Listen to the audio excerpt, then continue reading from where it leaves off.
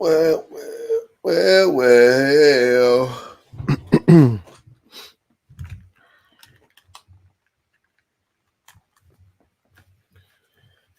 She says she wants some Marvin Gaye, some Luther Vandross, a little Anita. I definitely set this party off right. She says she wants some ready for the world, some new edition, some Minnie Rippleton. What's good? What's good? Yeah. Good afternoon to some of y'all. For me, it's still the morning. It's bright and early. I've been up for about 4 hours already. Minnie Rippleton? No, Minnie Ripperton.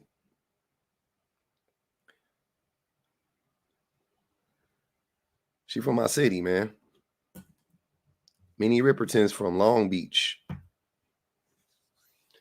She from the set. Oh, yeah. And she was fine. Oh, my gosh, she was fine.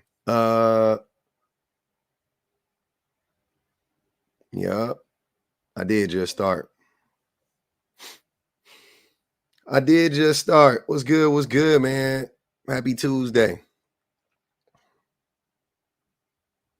Mm-hmm. Yeah. Yeah, Maya Rudolph's her daughter. Yep. I'm doing great. Thanks for asking. My babies started school today. I'm hyped. I'm stoked. Relieved. All those things. Yeah, this is when I'm going to be going live on the regular. I just haven't been able to go live in the morning because I've been with my babies every day for the last couple weeks. Or 3 weeks now, actually. But it was fun. We had a great summer. Summer to remember.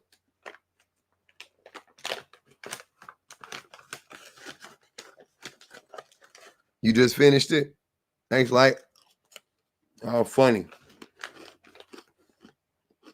Mm-hmm. You see my nails? You see them?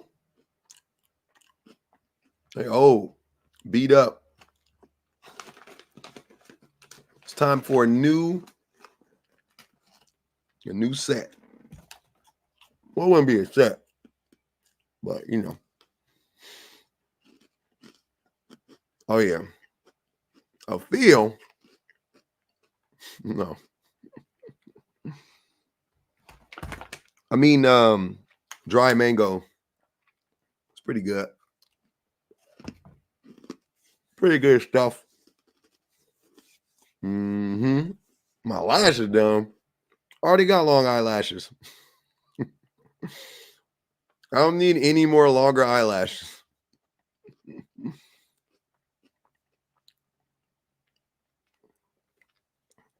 Fun was good. Don't worry, I watched both of them for you. I watched both the interviews for y'all.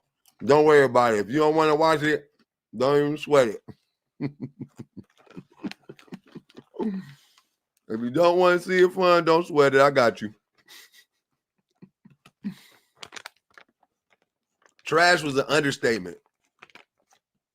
First of all, Cam Newton was acting like a damn baby the whole time. Sorry for the ASMR. Move away from the mic.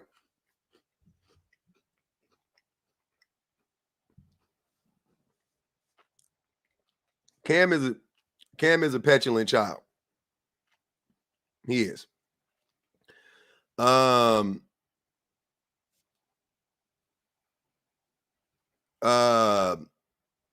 Nick was better, but I don't know. He was Nick was it was interesting. It was interesting to watch it because I had only saw the clips at first, and then I went back and watched the whole thing. First of all, the internet is funny. You never know when stuff is gonna, go viral. But that Nick interview with Cheyenne, with Dr. Bryant, sorry. It's hard for me to call her Dr. Bryant. Not like I don't respect her. I just been calling her Cheyenne since I was fucking 16 years old. So whatever. But yeah, watching that interview with it was like a glimpse into art. Like, we say this all the time online, right? Yeah, I know. I went to high school with her. Yeah. I remember, look, so real quick before I talk about them, I'll talk about Cheyenne. I'll talk about Dr. Bryant. So first of all, that's the homie. I remember the first day she came to my school. I went to Long Beach Poly. I remember the first day she got to my school. Like, she came when I was in 11th grade, and I had to show her. Like, she came into class, and then the teacher was like, "Anybody show her around school?" And I was like, "I'll show her around school." And the teacher was like, "All right, cool." I think she came to Mrs. Johnson's class, if I'm not mistaken. Damn, I don't remember whose class. Anyways, so I showed her around school and stuff like that. And she was super, we just were instant friends. Like, she was like my friend, instantly. Like, I was like, oh, I like her. And she used to come, I rap. If you guys don't know, I used to rap a lot, all the time. And I used to rap at lunchtime. And she would come and support, she would come. We would have crowds, big ass crowds. We would battle people. It would be fucking, I don't even know, 100 people at lunchtime. It was like a fight. They would gather around us, we was fighting, but we was rapping, we was battling and shit. And she'd come in and she'd be rocking and shit with us. And it was cool. She was super supportive. And then I remember in the 12th grade, I'll never forget this shit. We went to I remember we showed up, it might have been the first day. It wasn't the first day of school though. It was the week before school. But anyways, I just remember we all had to go there, and we got our classes and stuff like that. We got our schedules and shit. And a bunch of us showed up, and I hadn't talked to her all summer. And I remember her showing up in a blue, a work shirt. And Monte, Monte, you can come up. I would love to hear how I'm lying. Anyways, I remember her showing up in a blue work shirt, and she had on a name tag, said her name on it. And I was 17, you know what I'm saying? I hadn't had a job yet. I was what the fuck? And she, I was like, "What's up, Cheyenne?" Whatever. We started talking and shit. And she was like, "Yeah, I'm just here to get my schedule. I gotta go back to work. I'm on my lunch break." And I was like, "What?" And I was like, "Where do you work?" And she was like, "Washington Mutual." Oh man, she was 17 years old. She might have been 18. She might have been 18. She might have been older than me, but we were in the same grade, so maybe. But my birthday was in January. So maybe, I don't know. I just remember her working at Washington Mutual when we were in the 12th grade, and I was so impressed. I was like, "What?" My first job was at the fucking movies. My first job was at Marina Pacific movie theater. Yeah, that was crazy. But yeah, she was just always a super cool person, super nice. Yeah, I got nothing but respect for her. I love her to death. So anyways, round table. Yeah, them type of jobs I was used to, honey. Round table, you know what I'm saying? The mall, movies, daycare, babysitting type job, or not daycare, working at the rec center type shit. She had a whole career. She started her first job was a career job. I'm like, damn, she been getting the bag her whole life. So I fucks with it. But yeah, so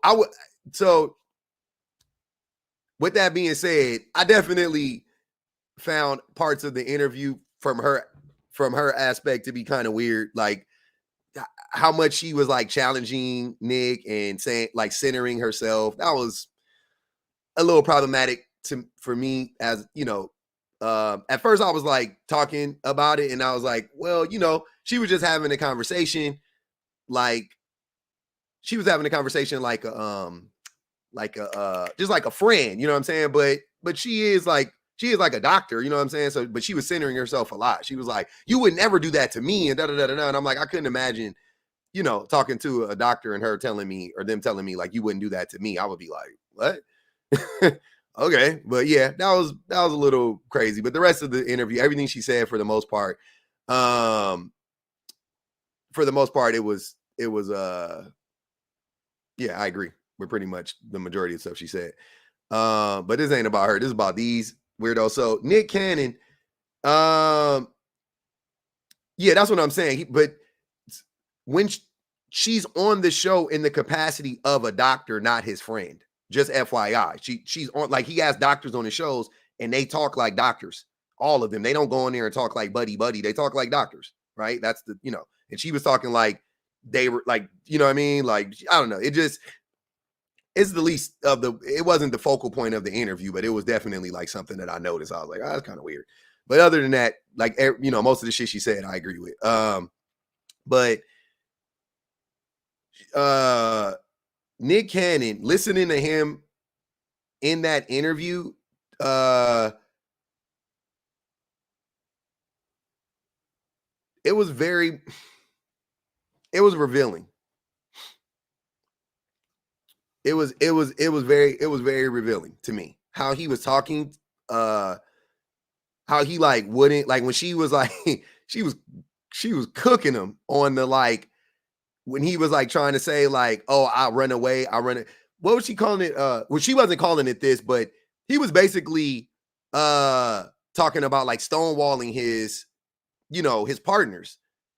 And she was like, yeah, like that's not healthy. And he just kept fighting and was like fighting for his fucking life. Like, yeah, no, that's why I leave. That's why I leave. That's why I leave. Yep. Anytime the shit get rough, that's why I leave. Oh, it gets contentious. That's when I leave. And then by the time, well, then he said something very, very, like his whole thing was, you could tell he's just a manipulator, right? Like that's all he does is manipulate people. His whole persona is like, for an example, he tries to pass himself off as the nice guy, right? Quote unquote, the nice guy.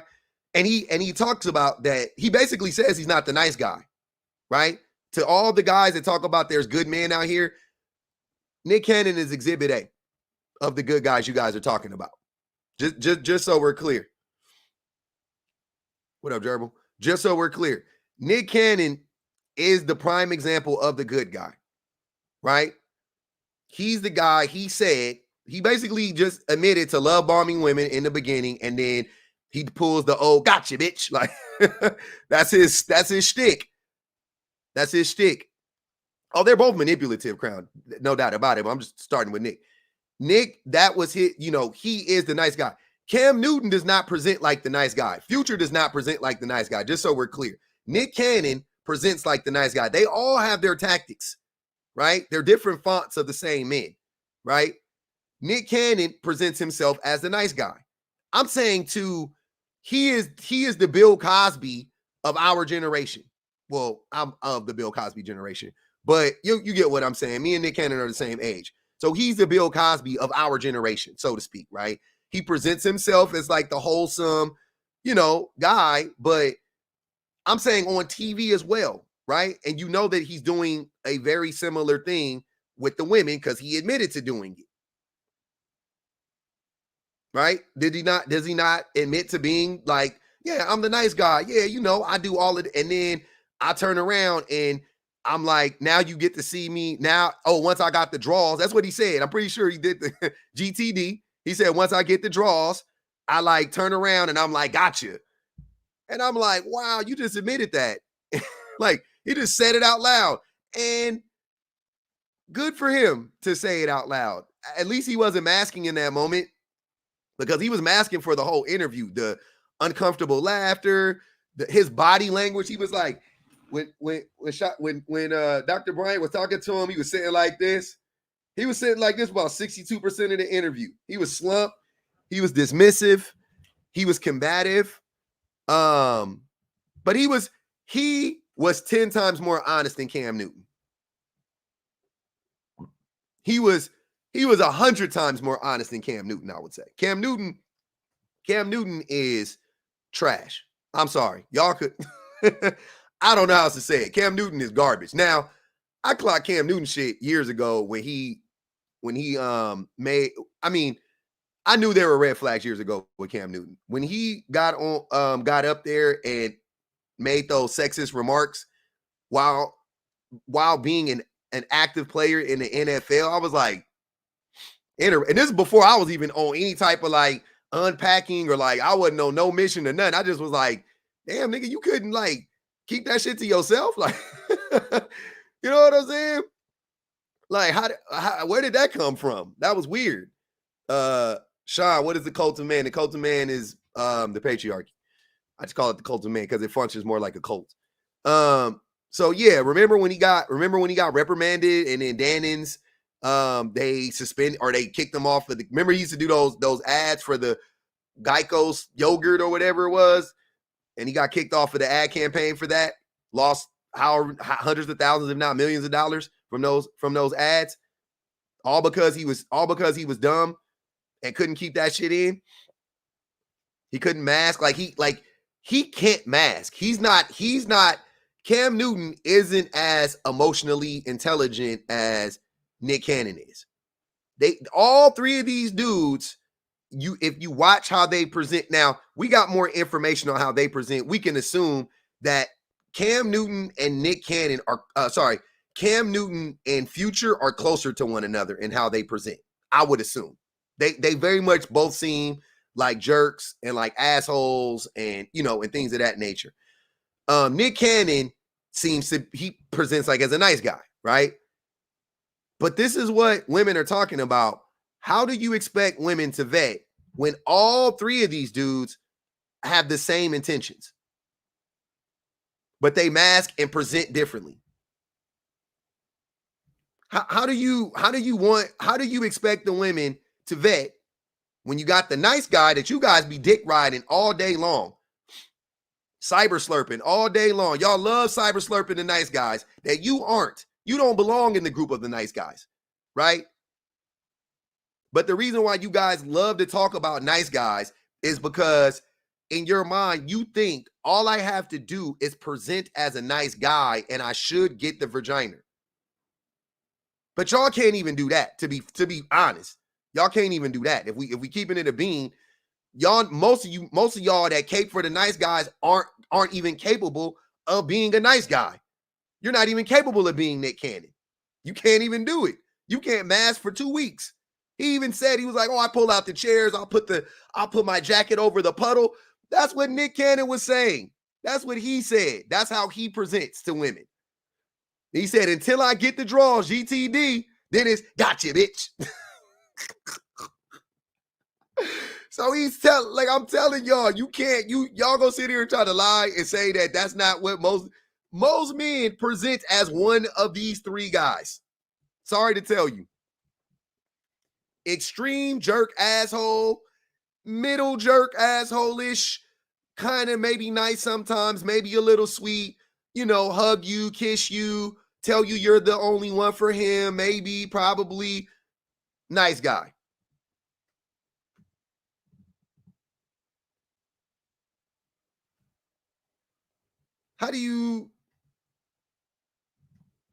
This is tough. I'm not going to hold you. I'm a man. This is tough. This would be hard. Okay. I get the appeal of the jerk, and I'll tell y'all why. As a jerk myself. If I had to put myself on a scale, I'm right here. I'm right here. And more even this way. When I was running them, I can't even say that. Damn, this is tough. I don't want to center myself, but this is tough. Damn. Because I wasn't like a full-blown asshole, but I was an asshole though. Y'all can see clearly I'm an asshole. But I definitely was like Nick, because I would like take him out. I would buy him stuff. Like I was never afraid. Like I was spending money. Like I would do all the, I wouldn't say all the nice stuff. I don't know, but I could be whatever. I'm definitely more, I would say I'm Cam Newton then. If I had to choose, I'm Cam Newton. Anyways, but I see the appeal in the jerk, because picture this. You meet a jerk, they're an asshole. For guys, you meet the hoity-toity woman, the high maintenance woman, whatever, the snobby woman, right? Equivalent of Future in our minds. And that woman or that man pays you attention and is interested in you. It gives you a lot of validation. I'm not going to hold you. It's going to give you a ton of validation, and it's going to boost your confidence. Just the reality. You got the attention of the jerk who can get any girl, but you know what I'm saying? Like, you got the attention of the bougie woman, of the, you know what I'm saying? Like, you got that attention. Oh my God, that's the thing. Like that, yeah, that bolsters a lot of you get a lot of confidence from that shit. You do. Yep, it's very high school. What the fuck are we doing? And I'm just speaking in general, and I'm not even talking about like right now for me at my age. I'm just talking in general. I'm saying 20, I would say between the ages of 20 and 30, 20 and 40 even. I think most dudes especially are like very validated by that type of woman giving him attention. And I think that a lot of women in their early 20s, when they're dating these types of men, because I don't feel like most women in their, 30s and 40s or whatever by that time, most of them they've had their fair share of encounters with these types of dudes, right? So, you're a 22, 23, 24-year-old woman. You meet the asshole, attractive man who can get any girl. He shows you attention. He's telling you you're the only one for him. He's telling you he really likes you. You can change him. He'll settle down for you. Whatever he's telling you, manipulating you in that moment. You believe him? Cool. That's how he gets you. This dude does something similar. He's a guy. He can get any girl. He's a nice guy. Not nice, but he's nicer than him. He'll hug you. He'll kiss you. He'll validate you. He'll do whatever he has to do in the moment. He tells you you're the only one for him. He's giving you PDA, yada, yada, yada.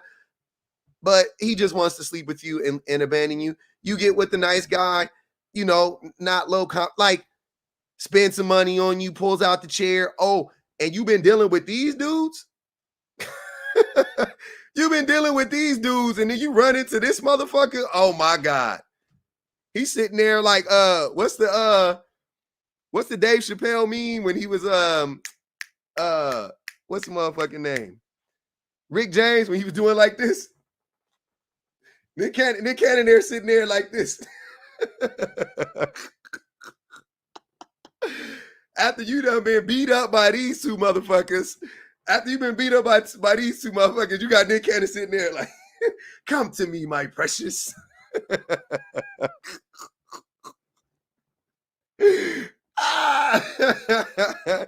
Then he pull out the chair, then he pull his jacket down, then he GTD. Gotcha, bitch. These niggas. This shit is diabolical. God damn, this shit is diabolical.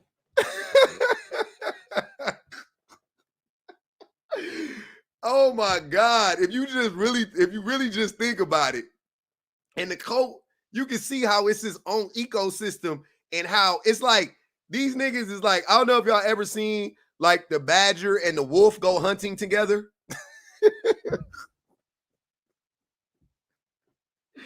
I'm sorry, this shit is terrible. Have y'all ever seen those videos of like a Wolverine and a wolf, or like a badger and a wolf go hunting together?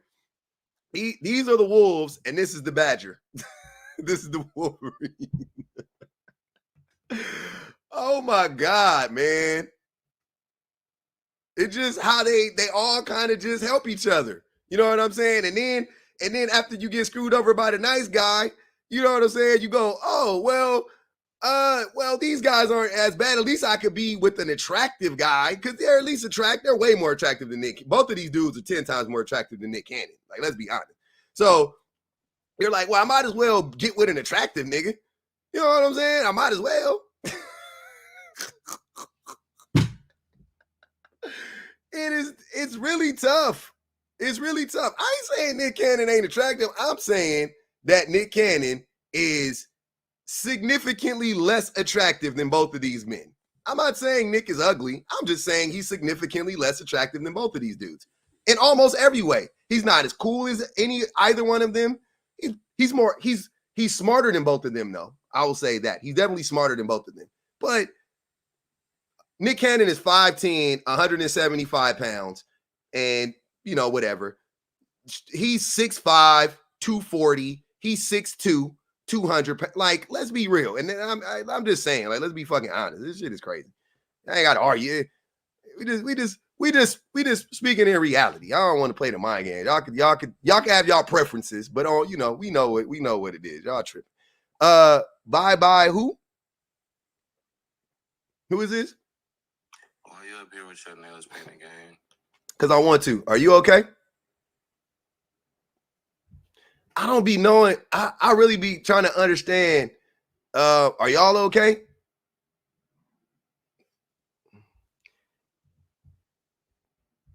And then they run. That's the weirdest. That's the weirdest shit. Do you see how I let you call the jet? Take me to church. Do you see how I let you call the jet? Take me to church and buy me all the oysters and Wingstop I want, and I don't let you get me pregnant. Very mindful, very demure. Very mindful, very demure, Black Sheep. I like that. But yeah, it's a cold game like cocaine out here, man. It's a cold game like cocaine out here. Anyways, what I took away from this was, if you are a man and you cannot see how insidious this shit is and how diabolical this shit is, then you're not looking. Because I was sitting there and I'm watching them both, and I'm like, damn. I'm like, both of these motherfuckers is garbage. Both of them are trash.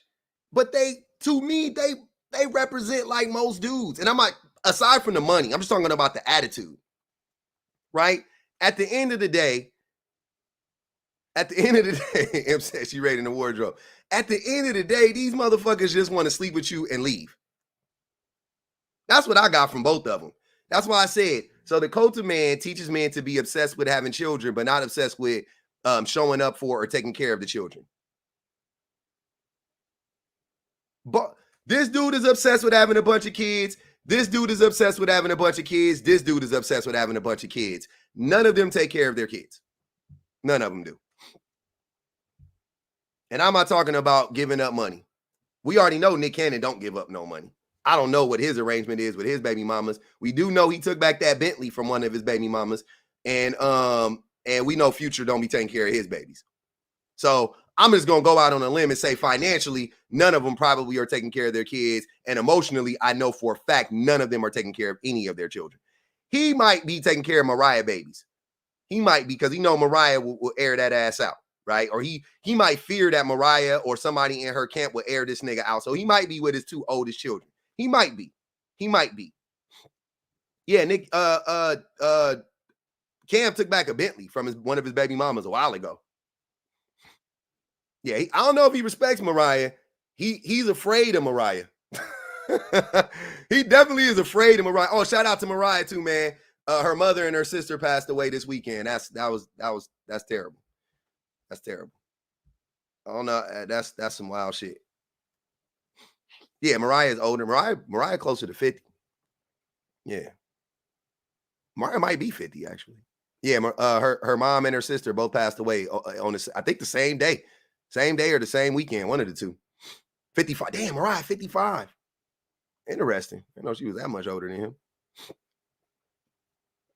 Yeah. Mariah looked good as shit. I did not know she was 55.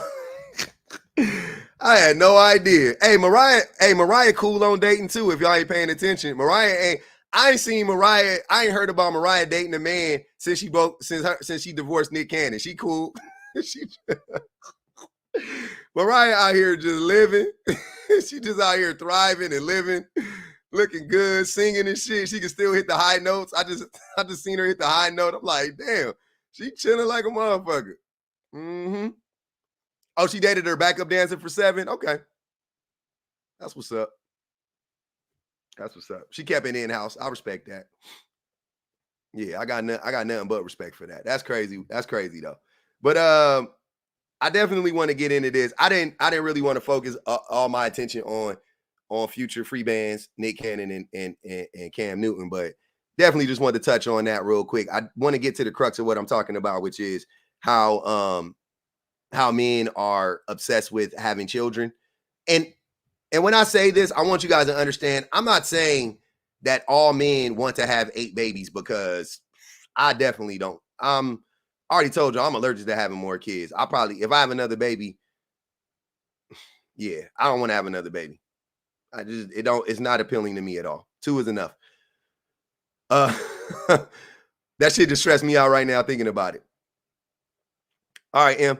But yeah, so I want to talk about how men are obsessed with having babies and not obsessed with taking care of their kids, and that is never again, and that is due to the cult. That is due to how men, basically the way the cult functions is like this. This is what the cult tells men.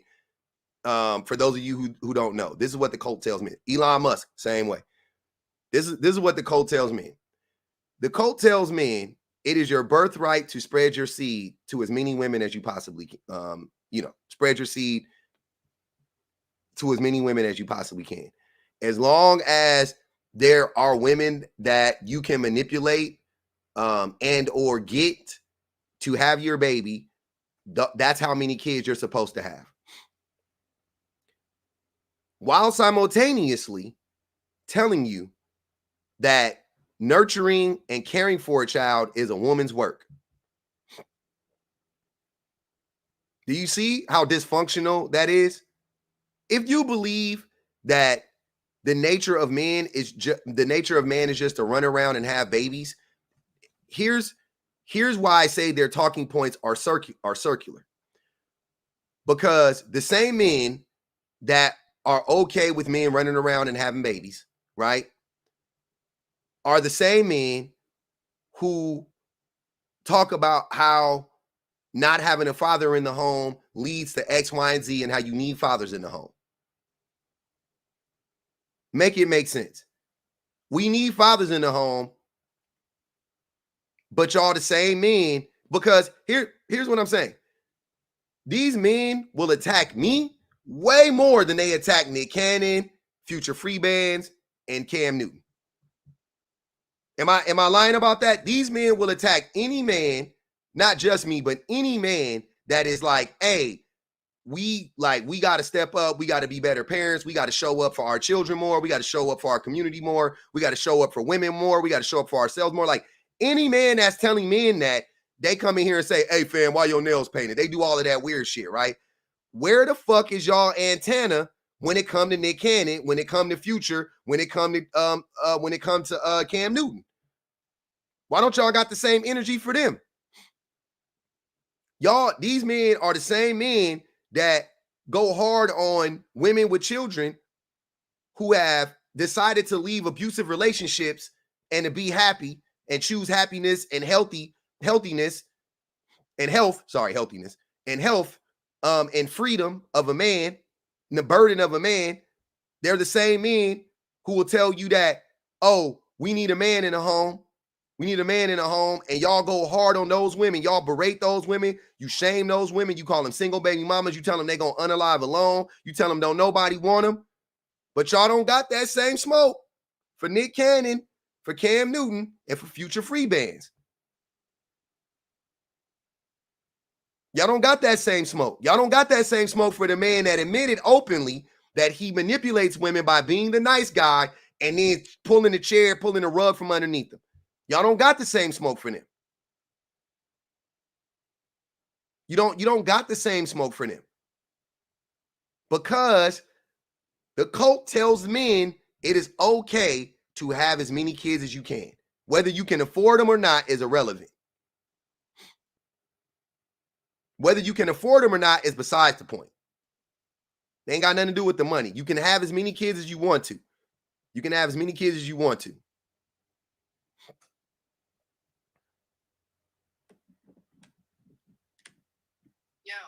What up? Hold on. Let me read this. Let me read the super chat. Happy said, I would like to ask you to review Tony Gaskins' take on the Cam Newton interview and get your opinion on it. Also, Nick would be an incel. Money. Facts. Okay, I'll look up Tony Gaskins. I haven't consumed, I think I've probably seen 5-10 minutes of his content since I've been on. But somebody has told me about him too. Actually, Shannon told me about him. What up, Shan? What's up? I had to come on my backup because I had to speak on what you just said. They do protect the worst of the worst, and I believe that they do it, and this is just my theory.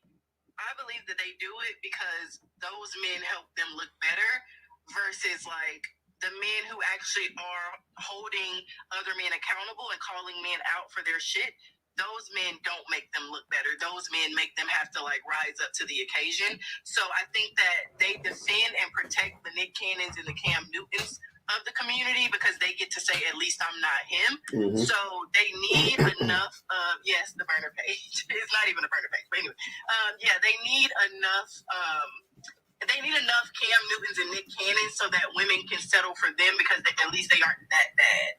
And I think that is why they go out of their way to protect those types of men. But then any man, like you said, like you, who call that out and say, like, we need to be better than this, they're like, oh, don't listen to him. This guy has black nail polish on. Because you are, at the end of the day, inevitably, it's saying women, like, you don't have to accept this, men, you don't have to be this. Whereas the Nick Cannons and Cam Newtons give them an excuse to not be better because at least they aren't the worst. Yep. That's exactly it. They love running cover for the problematic dudes so they could always have that fear mongering tactic of like, they act like Democrats and Republic bloods, right? They always want to be on that like, oh, but see, they're worse. They're worse. The fear mongering, they're worse. So you want me, the nice guy, or you want future free bands? He just gonna disrespect you. At least I'll pull a chair out for you. At least I'll buy you some nice things sometimes. That's all they want to do. Like it's the laziest of the lazy, the laziest of approaches for most men. We do the same with parenting. Like they will literally be like, oh, there's some guys out here that don't have anything to do with their kids. Yep. There's some dads out here that won't even, pay child support or they ain't seen their kids. I'm paying my $350. Right. I ain't been late. Have I been late on my $350? No. Yep, they do the same thing. Like if they are doing anything better than that, it's like you better be worshiping the ground they walk on because like literally they say without saying, and sometimes they straight up say like, I could have abandoned this kid if I wanted to, and I didn't do that. Mm-hmm. So why are you not being more appreciative of me? And it's like, I'm sorry, you got it. Yeah, you're right. That's why. What do you say to that? That's why I told y'all, and it will never not be the case. I will never compare myself to other men, to other fathers. I will never compare myself to other fathers. I won't. If I do, y'all might as well throw me a fucking parade. If I compare myself to other dads, I would want a cookie too. Don't get me wrong. If I compare myself to other fathers, I would want a cookie too. I get it. It's real hard. It's real hard not to fall into that trap when you compare yourself to other fathers. When you compare yourself to mothers, though, you start to see quickly, oh, okay. You was just the smartest. That's exactly what I did. Like when my ex tries to pull that with our son, I'm like, okay, now compete with me. Now let's have a conversation. He shuts the fuck up because he knows, like, you're comparing yourself to deadbeat dads. Of course, you get a gold star, but like, let's have a conversation about how are you stacking up in comparison to me? Okay, well, yeah. No comparison. Okay, then let's talk about that. No comparison. Hold on, Dreaded trying to come in. There he goes. Dreaded, what's good, man? Hold on, let me fix my mic real quick. There we go. What's good? What's good, bro? Can you hear me? What's going on with y'all? Chilling, man. So you said that Cam Newton takes care of his kids? Right now. You said Cam Newton takes care of his kids? Yeah. What gives you that impression? How do you take care of Stay 8 with them, kids? but you take care of all of them. How can you? Are you talking about monetarily? He's a wealthy millionaire. Well, And I'm not talking about financially. I mean, he's a wealthy millionaire. He has the time and availability to be there for all of them. no, he just doesn't. has to stay with all their mothers. You don't have the time to be there with all of them. It's impossible. I got 2 kids in my house, and it's hard to spend time with both of them. All the time. Huh? But you're not a wealthy millionaire, though. So, they said they can't hear you. You gotta So mute. you can't dedicate that kind of free time. Dread it. Mute and unmute real quick. They said they can't hear Hold you. on. Yeah, mute and unmute real quick. I don't know what's going on. It's my location. My signal bad. No, I can hear you just fine. It's just nah. Okay. Okay. Okay. Yeah, I got you. Just drop and come right back. I got you. Yeah. Hold on. I'll drop. In the comments. I'll drop. Oh, y'all ain't got a call for me. Every time Shan up here, your Wi-Fi infect everybody Wi-Fi, I think. So we got to be careful. Your Wi-Fi got COVID. Your Wi-Fi got COVID. I'm tired of y'all blaming black women for everything. Not the weaponization. Not the weaponization. You gonna say that to a black woman? It's crazy. See, I can't even do it. I can't even do it. Now I'm colorist too, huh? That's crazy. We the same color, but I'm colorist too. Because I done called out her Wi-Fi. Probably. Oh, man. Where you at, Dreaded? Yeah, your Wi-Fi got COVID. That's okay, though. Nah, Dreaded was saying that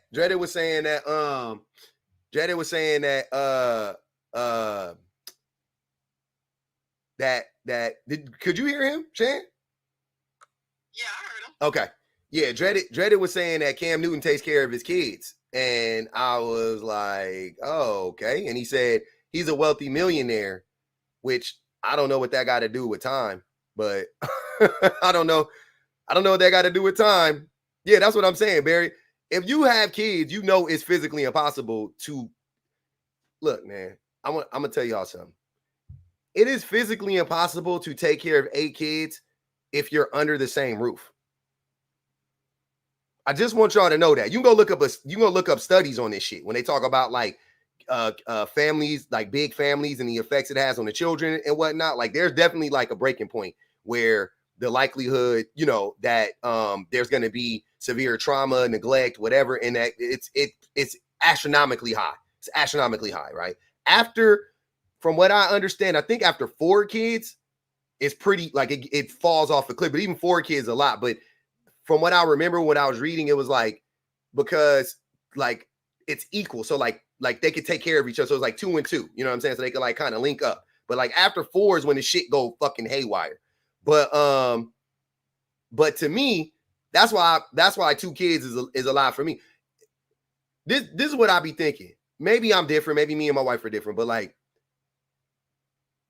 spending time with your kids is important. You know what I'm saying? Like being there for your kids, showing up for your kids, being in front of your kids, FaceTime with them, talking to them, being next to them, touching them. You know what I mean? Whatever. Like you know what I mean? Like being there for your kids, like that is really important. And I don't know how other people parent, but that's how we parent, right? We're always around. They can always reach out and put their arm on my shoulder or get a hug from me or whatever. Y'all see it all the time. They can always do that with me. I only have 2 kids, and that's hard. It's hard to do. It's hard to keep up with. It just is. With 2 kids, it's hard to keep up with. Right? But when you talk about even if you had 2 kids with 2 different people in 2 places, I would say that would be almost impossible to do. 3 kids, impossible. Anything more than that, you're laughable. 8 kids with 3 different women, laughable. Laughable. You're not doing shit. You're not doing shit. He's doing that bare minimum that I was speaking of. But the funny thing about this is, why don't women get that same grace? Like a single mom can be in her same household with her 2-3 kids even like no co-parenting or nothing. She's with them kids every day by herself. And the same men like Dreaded will drag her, call her a horrible parent, say she's gonna raise, the next level of the next set of prisoners. She's neglectful, whatever, everything under the sun. But they can justify a Cam Newton being a great dad because he's a millionaire. And that's why I say men love men with money, not women. Y'all project that shit onto us because y'all will accept whatever when it comes to a man with money because y'all are the biggest groupies for rich men.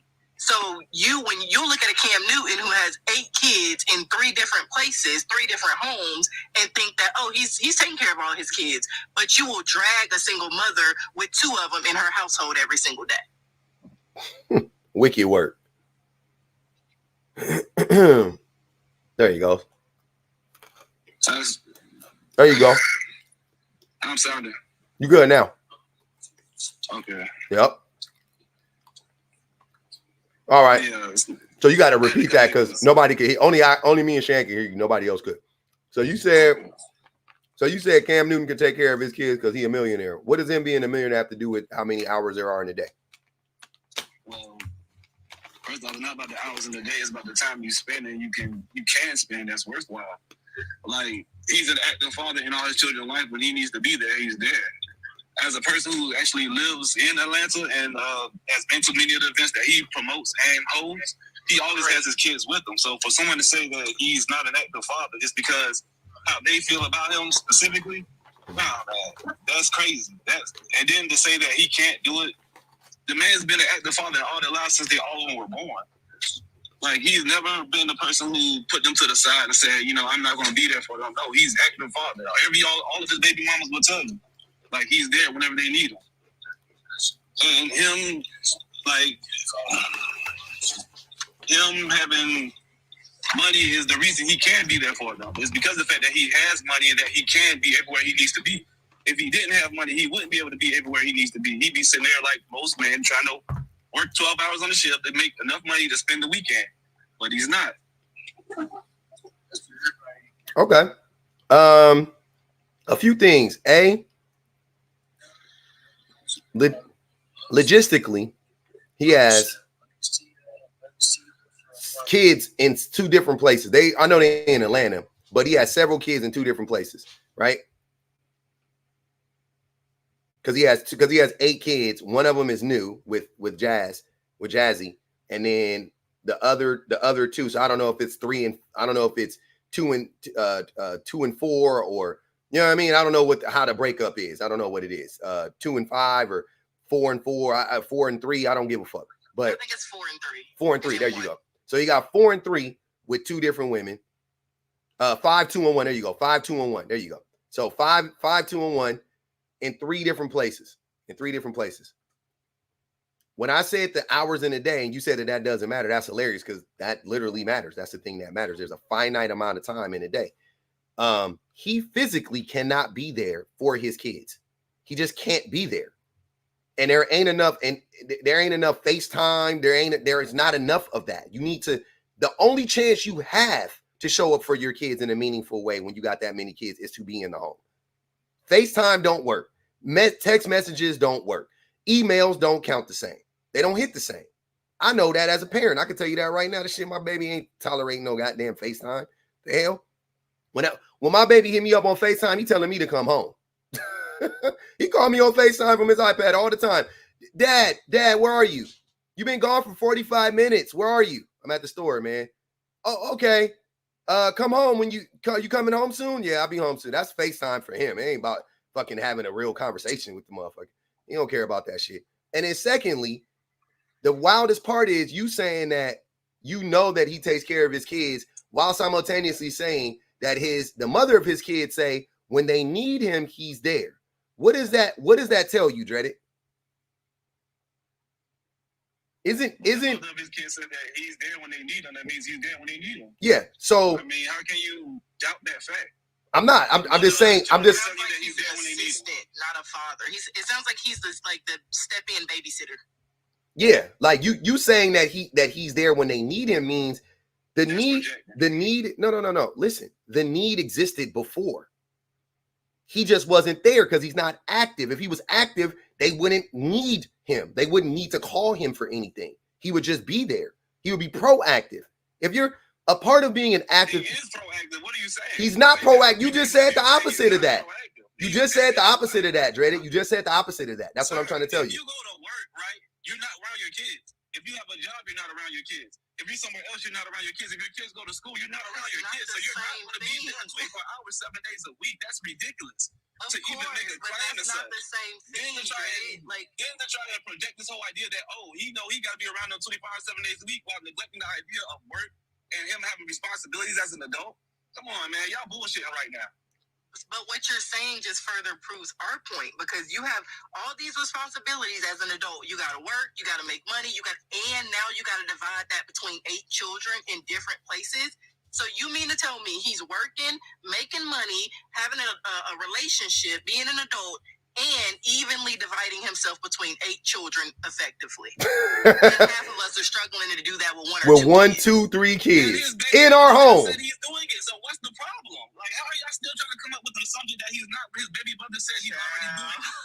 So who's capping here? Y'all? Or y'all? No, his baby mothers are saying that he's there when they need him. So yeah, and they're not talking about themselves. They're talking about the kids. He's there for the kids. Dread it. Wait. Saying that he's there when you need them, when they need him, doesn't mean he's always there. It's like when we need to reach out to him, because we've gotten used to figuring this shit out on our own. Dread it. Let her finish.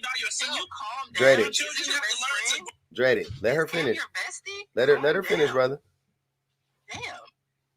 What I was saying was, when you say this, like, my mom is there for me when I need her too, but I don't always need my mom. Like, they have figured out how to do it without him being around. They figured out how to do it on their own because they are single mothers at the end of the day.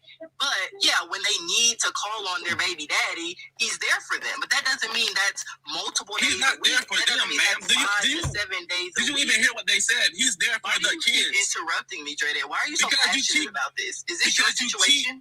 Misquoting, ma'am. You keep misquoting. You keep saying he's there for them. He's not there for them. He's there for the kids. The baby mothers have stated it. So get it right. That's what I'm talking about. They said he's there for the kids. So stop saying he's there for them. No, he's there for the kids. He's not there for the mothers. But Trey, you're the same person in plenty of comment sections that have come at me or tried to mock me for being a single mother of 1. And let me turn my camera on before you say you did it, so you can know who I am. Let me read this super chat too. Erica, appreciate you. She said you did it. She said, dread it. If your parents only provided money to you but didn't physically spend time with you, how would you feel? There you go, dread it. That's for you. Do you want me to read the question again? I heard you. Okay. First, that's not what he's doing. No, how would you feel? That's irrelevant. How would you feel? The simple fact of the matter is, I wouldn't really feel no kind of way about it because, first off, you have to have an established relationship with your parents. If I don't have an established relationship with my parents, they give me money, then what am I worried about? That's crazy. Hey, the cyber slurping is at an all-time high right now, brother. This shit is crazy. How you get off that? Stop, get off that boy Jock like that, man. But here's the thing. You didn't say if my parents had raised me and then just disappeared, you just started sending me money and never showing up. You said if all my parents gave me was money. If that's all they gave me, then that's all I expect from them. So how can I have any other kind of... That's all you expect from them? When that's all they give. From your parents? All you expect from them is money? Ah, brother. I'm explaining something.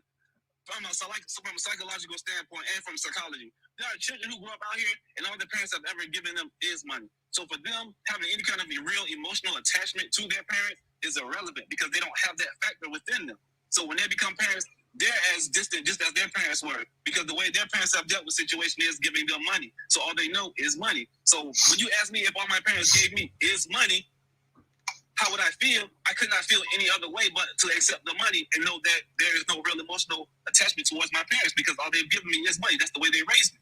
Now, that's why I said if you would have said, had they raised me and stopped raising me and just started giving me money, that would be different. Okay, Dreddy, you skipped past my question, so I'm going to take it away from me personally. Do you keep this same energy for single mothers? That's all I want to know. I keep the same energy for everyone. I don't like none of this stuff. You are a liar. You are a liar. If you go to my page, I tell you, I don't like red pill. I don't like black men going our way. I don't like any of this stuff. I think all of it's stupid. Reddit, I've seen you talk about single mothers in comment sections. Y'all be thinking your digital footprint don't last.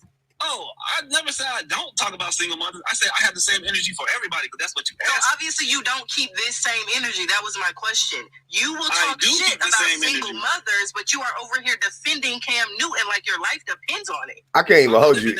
It's getting. I'm defending him from a logical perspective. No, it's not. It's not logical, Dreddy. I promise you, it's not logical. No, if it was logical, I would rock with you. You gotta put words in people's mouth and say, well, they're saying this and that, and you're making assumptions. Y'all making assumptions about this man's life, saying, well, he's not doing this just because that's how you feel. No, it's not how we feel, though. What he's actually done that's visible. How do you, but you don't know what he's done, though. Dreddy, it doesn't matter. It doesn't matter, bro. That's how you feel. Dreddy, that's how you feel. Hold on, man. Damn. Y'all let me talk sometimes. That's how you feel. You feel like he's doing a good job. You are up here in your feelings about him. I'm not. I'm just talking literally as a parent, as an adult, using common sense, right? Doing math, things of that nature. The math ain't mathing. You got 8 kids in 3 different places. Boom. I've been telling you, like, I'm tracking this shit. I got 2 kids in one place is hard. He got 8 kids in 3 different places. And you say, oh, he a millionaire. What does that have to do with him working? He don't got to work like me. I bet you Cam Newton works more hours than I do in a day. I bet anything Cam Newton works more hours than I do in a day. I bet you he has more engagements than I have in an average day. I promise you. And I work from home, and my kids are, when they go to school and they come home, they in the house with me. They right next to me. Y'all see them all the time. My kids is always here. And I'm telling you, even with that setup, it's hard. Even with that setup, I still feel like, damn, I could be spending more time with my babies. I could be doing more. So you mean to tell me this nigga got 3 fucking families around town and he doing it because you saw him at an event with his babies? Nigga, he doing it to trick Dusties like you. He doing it to trick the Dusties.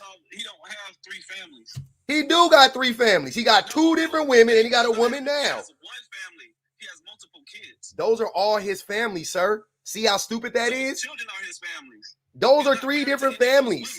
There are 3 different families. They are 3 different families. The woman and them kids, that's one family. The woman and them kids, that's another family. Jazzy and him, that's another family. He got 3 fucking families around town. You arguing semantics now? Those are not his families. They are his fucking family. Hold on, wait. Did you say that he don't show up? That he only show up for the kids, but not the baby mamas? Sir, the baby mothers already stated themselves. They said when the children need him, he's there. So how are y'all still? Yeah, y'all still trying to force that's us also he's not doing his responsibility. that's also telling. Hold on. Did I just wait? Let me clock that real quick. So the baby mamas is like, he don't do shit for me, but he be there for them babies when we call him. And you caping for this nigga. Oh, y'all be out here. Y'all some goddamn Pookie protectors. We gonna get you niggas a badge. We gonna get you niggas a badge. Hold on, y'all gotta let Chad go. We go. Hold on, Em. Let Chad go, and then we get to you. Go ahead. Damn, the Pookie protecting is wild this morning. Go ahead, Chad. All right, cool. It just makes no sense when someone says they're looking at it from a logical standpoint, but how is it logical to say that the woman is not his family, but we all know that he's paying for wherever she is living? So does it make sense that he's logically paying for the roof over someone that he doesn't consider family? You know, he's paying for the whole house that they're living in, but he don't consider them family. That doesn't make logical sense. But then also, sorry, when you get a hotel, can he finish?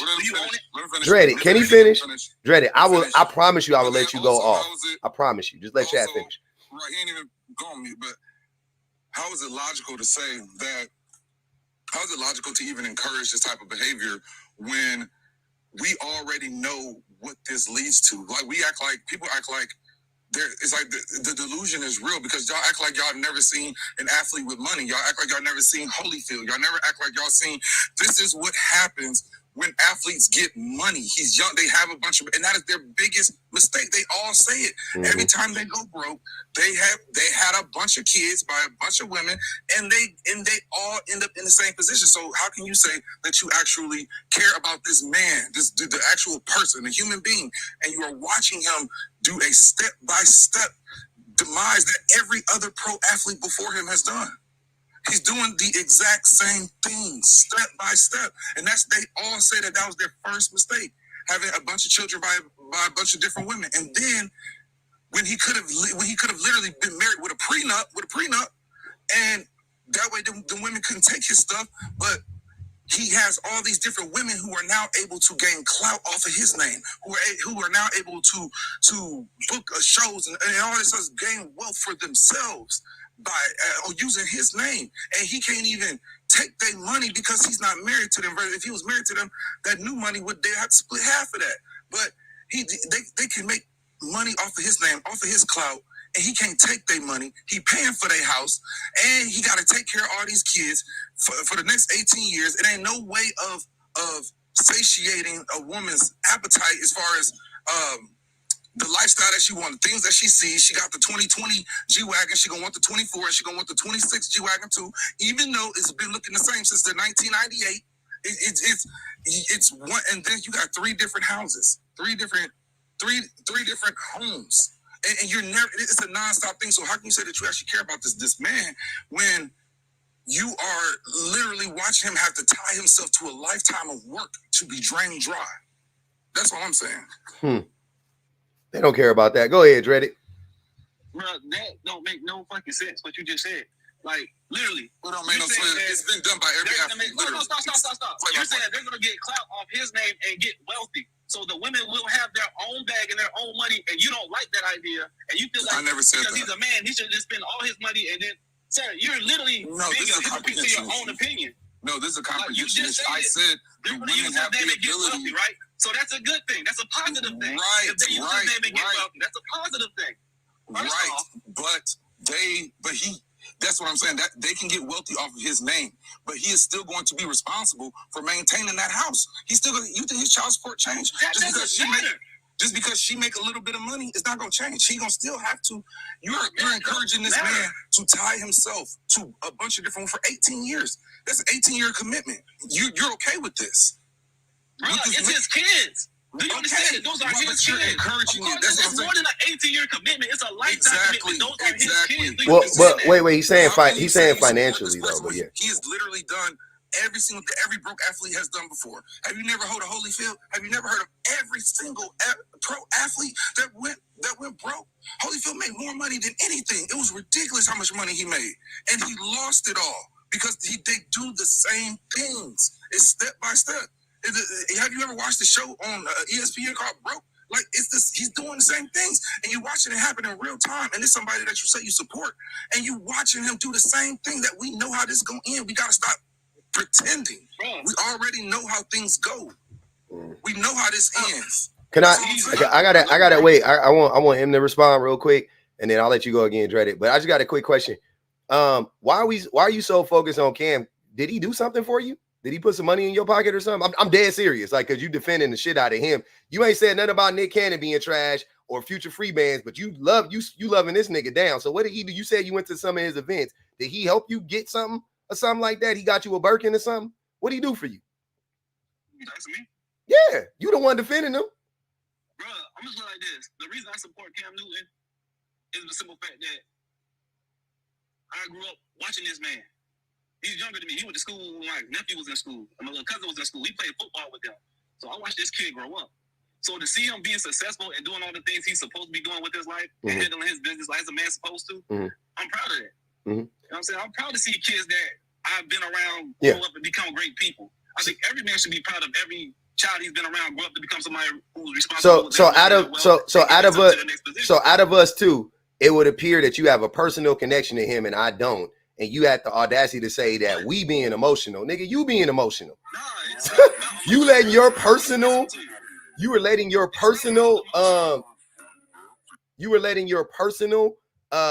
relationship with this man. Hello? Hello? Can you guys hear me? Yeah. Okay. I can. Okay. Somebody called me, but you're letting your personal relationship hello? Hi, this is Miss Campos. This is Lennox's third grade teacher this year.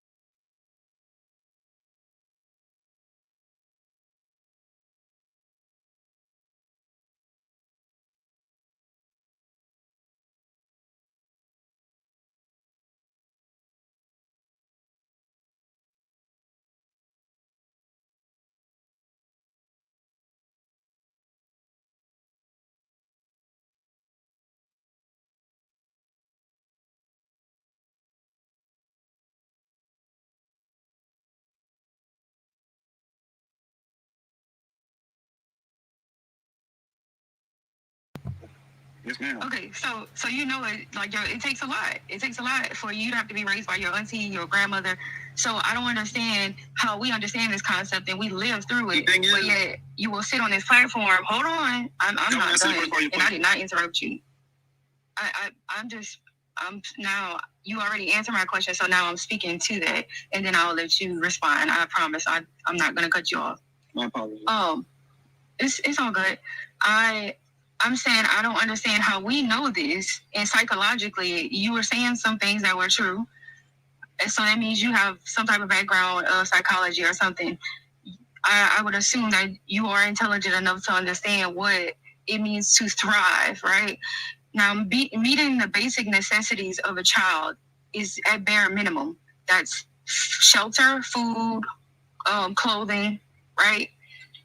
Then there's a difference in between children actually thriving, and that's emotional support, psychological support, along with basic needs.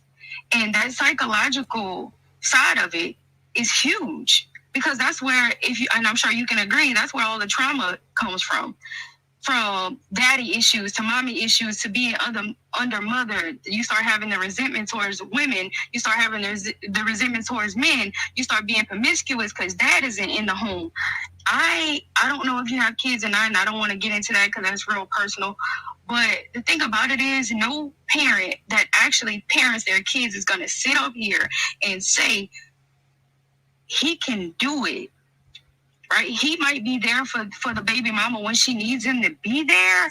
But to say that these kids are thriving is absolutely insane, just on a scientific, psychological standpoint. And that's where we're coming from. We are not saying, oh, he absolute trash. We're saying that him as a grown-ass adult decided to put seeds in all these different women, and out of, so say, being fearful of getting his money taken, but he gave them the key. He literally gave them the keys to get the money when he could have just signed prenups and got married and left with no kids, and then went and got into a marriage when he was ready. I definitely just want to say something real quick. Cam and Nick and Future Free Bands all have the same problem. I don't care how much money they make, they aren't showing up for their kids, first and foremost.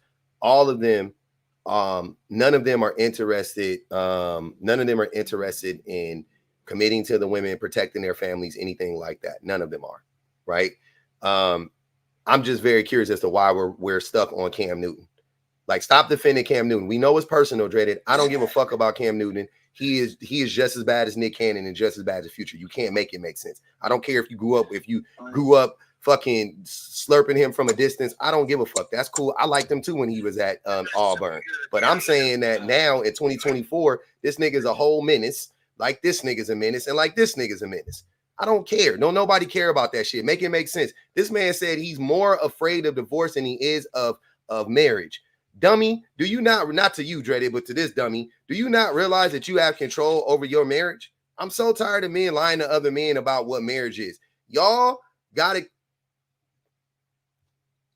get a fucking grip and realize that you have control over your marriage. You can do whatever you want to do in your marriage. Meaning, if you want your marriage to last for 50 years, your marriage will last 50 years if you're the man. If your marriage gonna there's two people that have control in the marriage, but different ways. A woman has control in the marriage because she can let the marriage last till she fall apart and unalive at 70 years old and let some man abuse her, right? And she could just put up with tons of abuse, pretty much. That's one way for a marriage to last. When you be talking about your granny been married for 72 years, that woman been through hell and high water for 72 fucking years, right? So that's one way. The other way is for the man to grow the fuck up and be a human being and treat the woman accordingly. If the man can figure that out, also you guys will stay married for 72 fucking years, right? Except for in that case, both people will be happy and healthy at the end, towards the end of their lives, right? Those are the only two differences. But men have all the control when it comes to that. I would say 90% of the time in a relationship and or a marriage. So when Cam Newton and the men like him say, I'm more afraid of divorce than I am of marriage, which are two different fucking things. They are two different things. Divorce is not marriage. Marriage is not divorce. You're acting like one is inevitable. You're acting like you have no part to play in it. Like, it's so fucking crazy to me. When men say that, my mind instantly clocks, oh, they know they're going to fail. So I want men to be honest about it and stop saying they're afraid of divorce and start saying they're afraid of failing. Tell the truth. Let's call it what it is. Men are afraid of failing the relationship. They're afraid of failing the women. Call it that so we can actually address it. But this whole fucking lie that's going on, we got to stop that shit. It ain't getting us nowhere. You're not afraid of divorce. You afraid that you gonna fuck up and she gonna leave you. That's what you afraid of. So that's why I disagree at right there. Like, I don't think it's a fear of failure of the idea of like failing. It's the idea that, right, if you love somebody, right, you really love someone unconditionally with your heart, then you get into a relationship with this person and you spend all this time with this person, and this person says, oh, I'm just gonna go. It makes a man's heart explode. That shit never happens. That shit never happens. That never happens. What you're describing? I really care for this person and I can't be with this person. That never happens. That never happens. Like you've never seen it. It doesn't happen all the time. You've never seen it happen. Nobody up here none of us have ever seen that happen. What you're describing is a fucking anomaly. I'll take it back and say it never happens. I'll say it's happened somewhere on the face of the planet at some point in time, but it don't fucking happen. You would never see it. It'll never happen to you. It'll never happen to me. I promise you. Ain't no woman going to bed happy and healthy and waking up going, yeah, I'm bored, I'm leaving. It don't fucking happen. Stop lying. It's happening. It's happening right Men do that shit. Men do that shit, Drady. Stop projecting. Bro, I'm not projecting. I can literally see you videos right now that women have posted on their TikTok saying that they're going to leave their marriage of 30, 40 years just because they want to see what's out there. They want to know what it's like to be single. Stay off of TikTok then. So my thing is this. There are women that are out there putting themselves at risk over BS. So for a lot of men, the idea that you can love someone so much and then for no reason they just want to get up and go out there and just see what else is out there, it really scares them. So the idea of divorce is not the fear of failure, it's the fear of pouring into somebody and then not having that person return it to you. But if that was the case, then why would you put a baby in that person who you're tied to for the rest of your life? Now, here's the thing. The difference between men who have a lot of kids and men who, you know what I'm saying, are trying to find something. The reason I speak on Cam Newton and Nick Cannon, and on more than Nick Cannon and Future, I knew Future. I knew Future from the get-go what type of dude he was. He even stated himself. He's like, I never had no plans of marrying Sierra.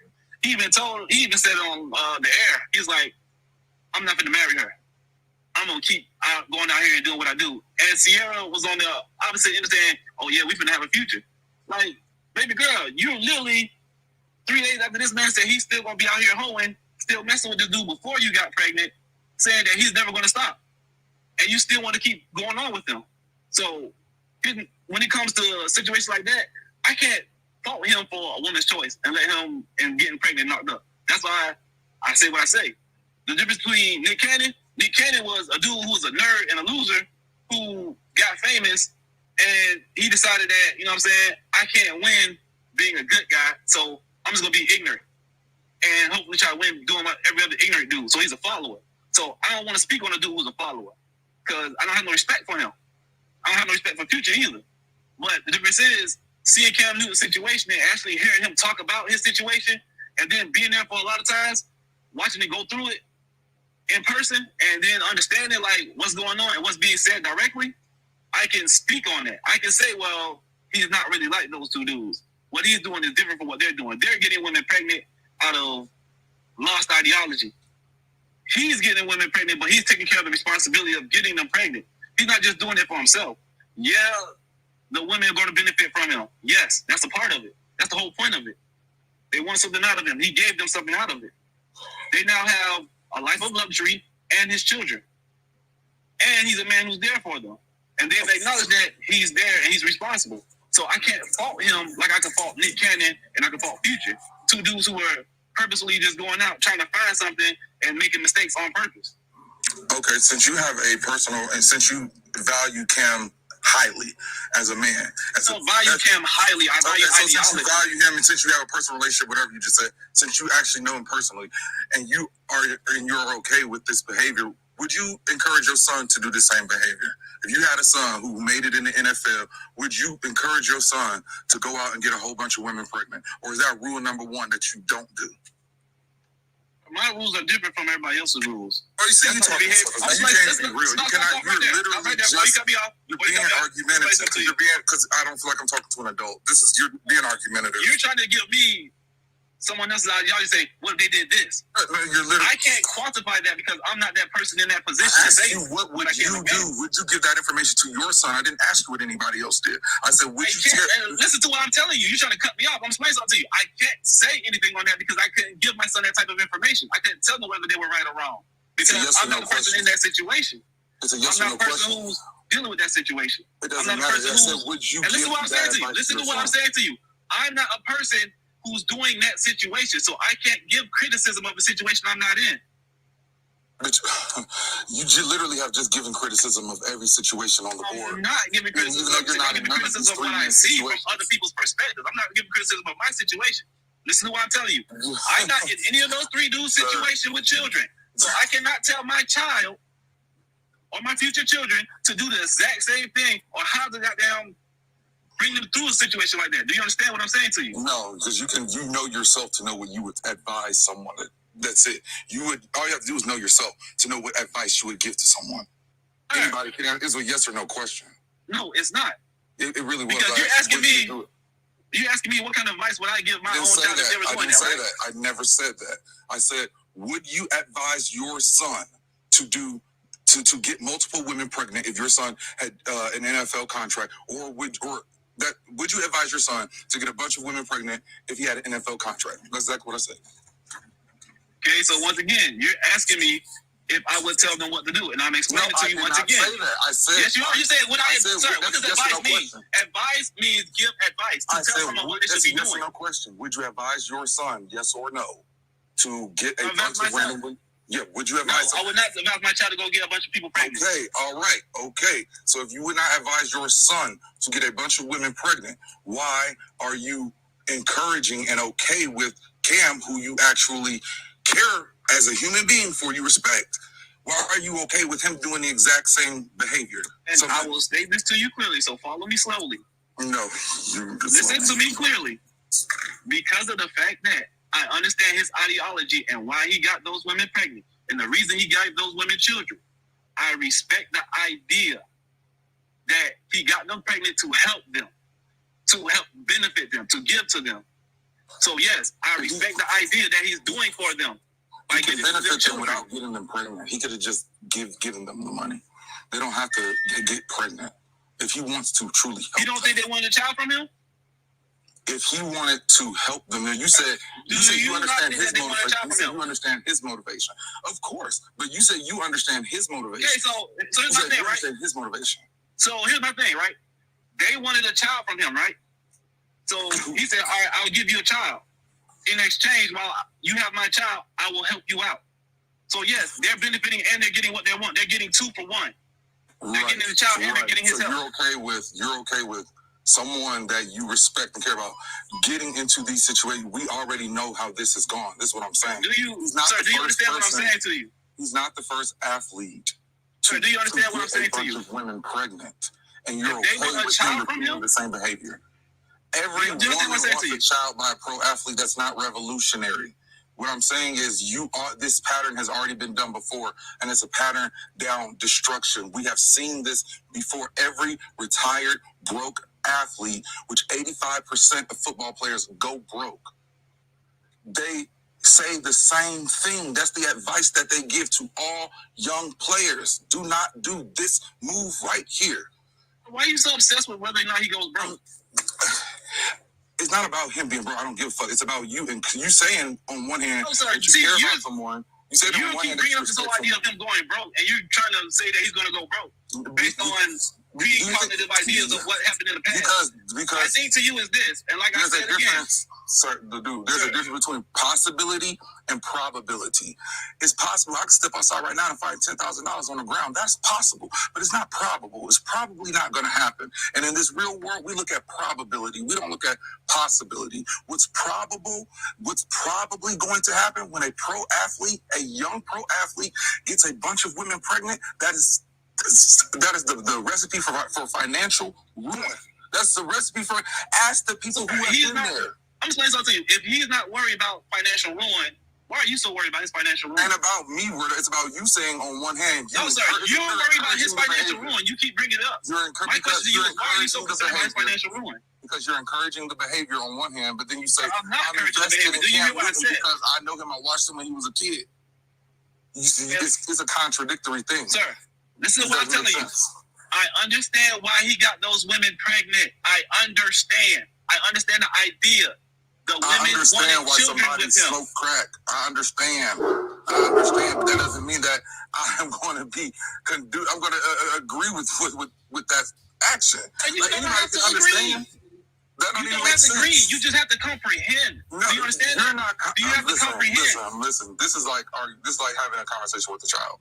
Because you're not because you failed to listen. No. You want to argue this point of his financials. So if he was not concerned about his financials, why are you? Okay, I'm back. Okay. You hear this? Can you please let people finish their sentence? Please. We can't hear everybody at one time.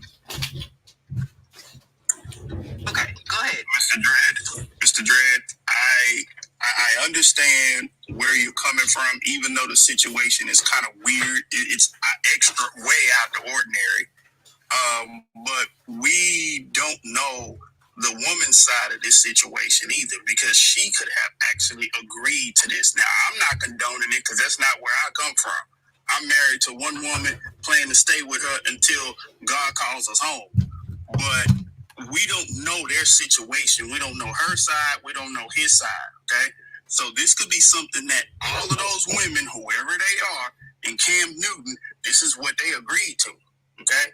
That's what I'm saying. Now, don't get my words twisted. I'm not saying that I condone it or agree with it, because I do not. I don't believe that a man should be putting children on the planet and he's not willing to be there with them, because that's a 24. That's a dads are supposed to be there. Okay. How long is the job? How many hours is the jobs? You was about to say all day, every day. Dreaded telling me it ain't an all day, every day job. And that's true. But remember, what I'm saying is we don't know what arrangement they all had with each other for this to transpire. So, and like I said, I'm not agreeing with it because I don't believe in it at all. I don't believe in it at all. But what's your ultimate point though? What's your ultimate point? What are you trying to make? I'm about to get to that. Okay.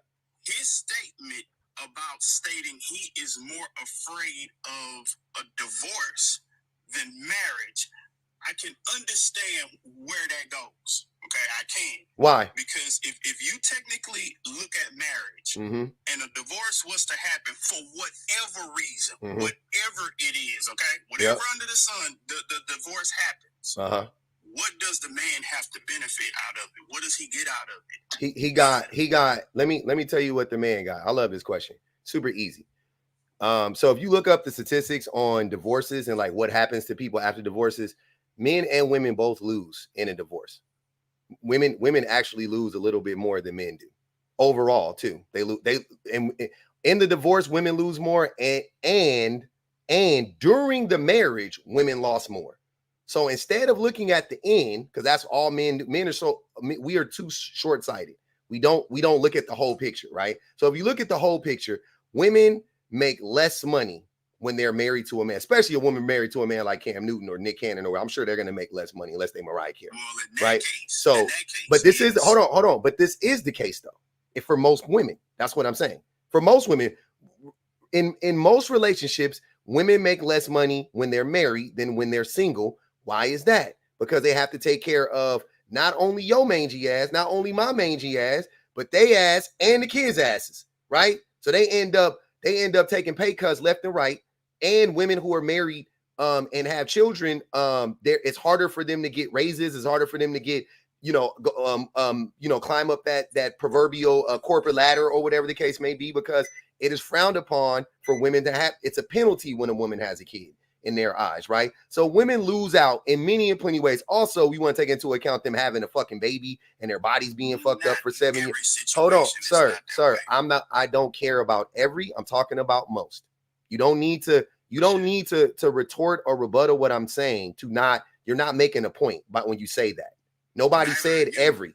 Nobody said all. Nobody said every. You're just arguing for the sake of arguing at this point because you don't agree with what I'm saying. So you're trying to play like you want to critique it around the edges. Listen to what I'm saying. The majority of the time, again, in a relationship, in a marriage, the woman is losing out financially, without a doubt, on top of the labor she's doing, which is also putting a burden on her body. Men are not doing that the vast majority of the time. That is the truth for most men and women. So you get to the divorce now, you got to pay her. You got to pay her for all of that time. You got to pay her for putting her career on the back burner for 7, 8, 9 years. You got to pay her for all the wages lost. By the way, the vast majority of men don't pay alimony. The vast majority of the time, alimony isn't paid, but we'll assume again, in these particular types of cases, we arguing for rich niggas. Y'all want to argue for rich niggas all the time. Let's argue for rich niggas. Yep, they're going to have to pay alimony. And so what? They can afford it. Who cares? You mad because you had 50 million last year, but now you got 35? Grow the fuck up. Well, let's be like this. If that was going to be an issue, they shouldn't have never had kids in the first place. If it comes to a monetary situation and you complaining about the monies that's got to be paid, of course, you need to take care of what you made. I have no problem with that. That's not what I'm saying at all. But you are, though. And you are saying that, though. You're contradicting yourself. You're saying that men. No. Listen. Again. Hearing what you want to hear. I heard what you said. The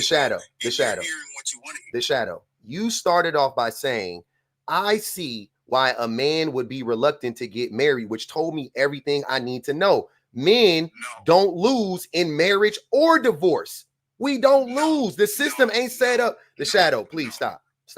The system is not set up for men to lose at any turn. I just need to tell y'all that so we can say it in plain English. The system is not set up. The institution of marriage is not set up for men to lose, and the institution of divorce is not set up for men to lose on any level. So when men say, "Oh, I can see why a man doesn't want to get married," I think one of two things: either you don't know anything about marriage, or you don't know anything about divorce, or you are just telling a bold-faced fucking lie to keep running cover. Okay, so which one is it? I know a bunch of people that are married that don't know what marriage is.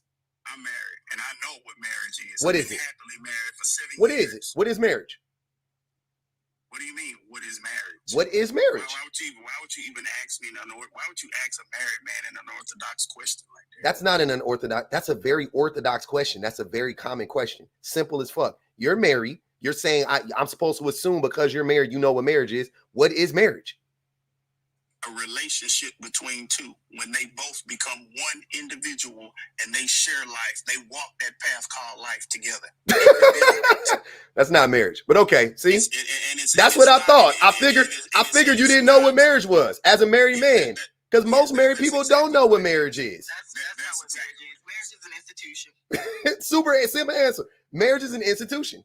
That's all it is. It's paperwork. It's an institution when man is involved. But when you're speaking on the real reason of marriage, That's the only type of marriage, sir. When you're speaking on the real definition of marriage. So are you really married or are you spiritually married? Yes.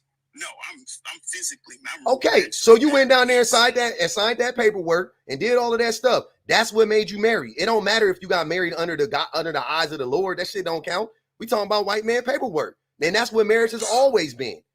Since the inception of marriage, because marriage was invented before religion. And I know, once again, y'all don't know that either. Marriage ain't got nothing to do with religion.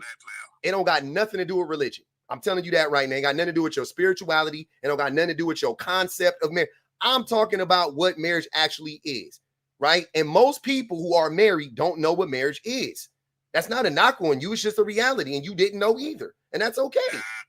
Nah? Yeah, that's not talking down on marriage. A lot of people see it as that. It's just a reality. No, it's just a reality. It's not to say that there's no love in your marriage. Now, don't get me wrong. I do understand that the states are instituted into marriage. Yes, I understand that. What are you talking? The shadows. Stop. You don't know what you're talking about. Y'all need to stop. You don't know what you're talking about. Y'all don't understand that, but you know what? You don't know what you're talking about. Mentality right there is why people split. Quick question, though. You know what? Please just ask a quick question along the lines of this marriage conversation. So Cam Newton, for example, let's say he got married to somebody, like let's say Jazzy left him, he didn't marry Harrison. That got 3 baby mamas, right? And he got married to another woman. He had a prenup, they happy, healthy, whatever.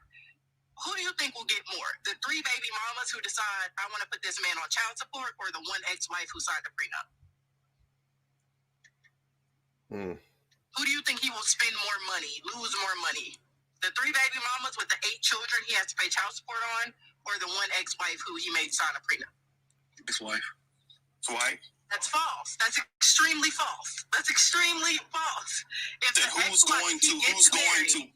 Okay. If he signs a prenup, if the wife signs a prenup and she has no children with him. Oh, she's not getting no money.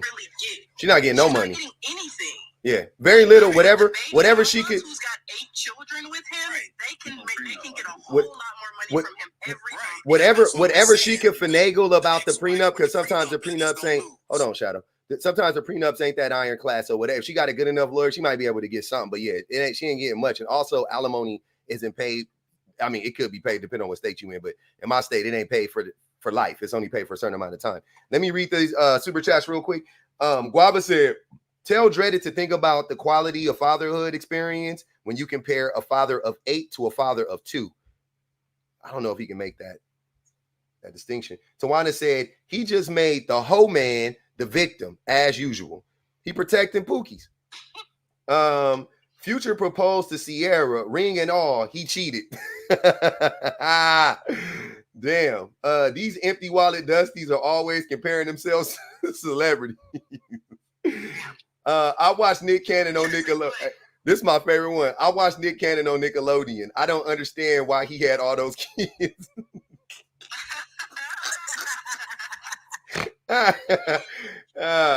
Didn't the first baby mama want to get married and Cam cheated? She thought she was monogamous. She thought she was in a monogamous relationship. Google it. God damn. Yeah, these dudes is terrible. I don't know what Dreaded defending up here. But the reason I asked that question, even though people don't want to be honest with the answer, is because y'all be walking around here saying y'all afraid of divorce. Y'all afraid to get married for divorce. But you're not afraid to be on child support for 10 different kids. Because child support isn't per baby mama. It's per child. You have to pay child support on every kid that you have. So y'all be so scared to get a divorce and what you might lose in that, but you're not scared of the damn child support system? I'll tell you what it is, Sham. It's because they hate the women. And when you get divorced, you got to pay the woman directly. You know that money going to her. So if she want to use that money to buy nails, weaves, wigs, lashes, all the shit y'all claim to hate, that's her money. It's alimony. It's going straight into her pocket. But when it's the kid, Shadow, you gotta let me finish what the fuck I'm saying. This is crazy. Are y'all okay? So yeah, and then when the man leaves the kids, those is his kids. And even though most men don't give a fuck about their babies one way or the other, when he leaves, they go, oh, okay, well, at least, but then y'all see though, men still be fighting with the child support shit, like what she's spending the money on. I just want to make sure she's spending the money on my kids and nigga, it don't matter what she's spending the money on. It don't matter what she's spending the money on. However she want to spend it, it's all going into the same pot. So if she make $10,000 a month and 1,000 of it is the money you give her, right? You don't know if the money she's spending on you, if the money she's spending that you gave her is, I'm sorry, you don't know. It doesn't matter if the money you gave her is being spent on whatever, because she's still spending the money. It doesn't matter where, it doesn't matter. It's all getting thrown into the same pot and it's getting washed pretty much. So it don't matter. You give her 1,000, she could literally cash that $1,000 check and go on a vacation to Barbados. She was going to go on that vacation no matter what. That's what I'm saying. It ain't like without your money, you know what I'm saying? She wasn't going to go. She was going to go. It don't matter how she spends the money. Shut the fuck up. Pay the money. But they hate the women so much and they care for the kids so little that they don't want to give any money to either one once they lose access to that woman's body. So with alimony, that's what they fear. It ain't a fear. It's the hatred. Oh, damn, we got divorced. I don't want to get that nothing. I don't want to give her a fucking red cent. Fuck her. She did what Dre said. She just got up and left me, and I was happy. I was treating her like a queen or whatever the fuck lies y'all be telling yourselves. Right? That's what y'all. That's where it really comes from. Like, let's call a thing, man. I'm tired of y'all pussyfooting around the truth. Y'all always playing around with this shit, acting like that's not what's really going on. Why else would you fear getting divorced, but not fear having 10 different babies, like Shan said? It don't make no fucking sense. And to me, like I said, even those famous celebrity ex-wives, most of the money that they're getting, when they talk about, like when we see in the tabloids, the money they're getting, it be for child support. A lot of these women don't even be getting alimony. But because you're an ex-wife and you have his children, they be getting $20,000 a month child support orders. It's why I say about 100K likes, like up the live, y'all get the likes up. Definitely. Bang the Cash App one time. Y'all know what it is, man. We in this thing. Bang the Cash App, hit the gift goal, y'all. Come on, we almost at the gift goal. Get them little diamonds so Pup could get up the tears. Please. Go ahead, Shadow. Question. Go ahead. And so let me drop this scenario. Okay. And I'm not speaking on Cam Newton and all of these other cats. I mean just on marriage in general. How do you feel about the situation if you do have a good man that's doing what he's supposed to do, taking care of his family, taking care of his wife, doing everything that a husband is supposed to do, and the wife just gets up and says she doesn't want this marriage. She's bored with it, whatever her problem is with it, okay? And she walks away. And she wants to file child support on the dad that's been busting his hump. Of course, I know he's not going to mind taking care of them, but he's going to want to make sure that those children are taken care of. And he's going to have resentment for her for wanting to get up and leave him. Why? Because he's been doing everything he can for her and he's been taking care of her. Why would you resent? Loving her and everything. But why would you resent a woman? Hold on, wait. Yeah, I was going to say, Chad, I was going to get there next. But the first question I wanted to ask was, why would you resent a woman for first? I'm sorry. Let me take it all the way back. The Shadow, the scenario you're describing, never. I'm going to say it never happens, but I'll say almost never. I'll say almost never. It almost never happens. The thing that's most likely to happen is the man will do that. Men will do that. Men have to stop projecting what we do onto women. You're right, the Shadow. In a relationship, the person that will likely get, not you're right, but I do agree that there is a person in a relationship who could go to sleep with the person that's busting their ass for them, doing everything they possibly can, bending over backwards for that person to make them happy, right? And then wake up the next day and go be with another person. And that person is the man, not the woman. 99.99999% of the time, you are describing what men do to women. And somehow, some way, in 2024, we now are talking about this from the opposite way, like women are the ones that's doing this. When they don't. Women don't do this shit. Like, I've never seen this happen in real life. Dreaded had to bring up some TikTok bullshit, and that's what y'all always do, because the internet is vast. We know you can look up anything on the internet. You can find whatever the fuck you want to find, or based on your algorithm, it'll find you. I don't care about that. You have never seen that shit. That is not, that shit don't even show up. When they talk about reasons why people get divorced, that shit don't even register.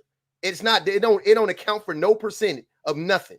A woman just waking up one day and just falling out of love with a motherfucker. That shit don't happen, right? The reality is that men do that to women first and foremost. Secondly, if a woman does that, why would you resent her for doing that? Long as she ain't cheating on me, if she get up and leaves me because she's unhappy, I respect that shit.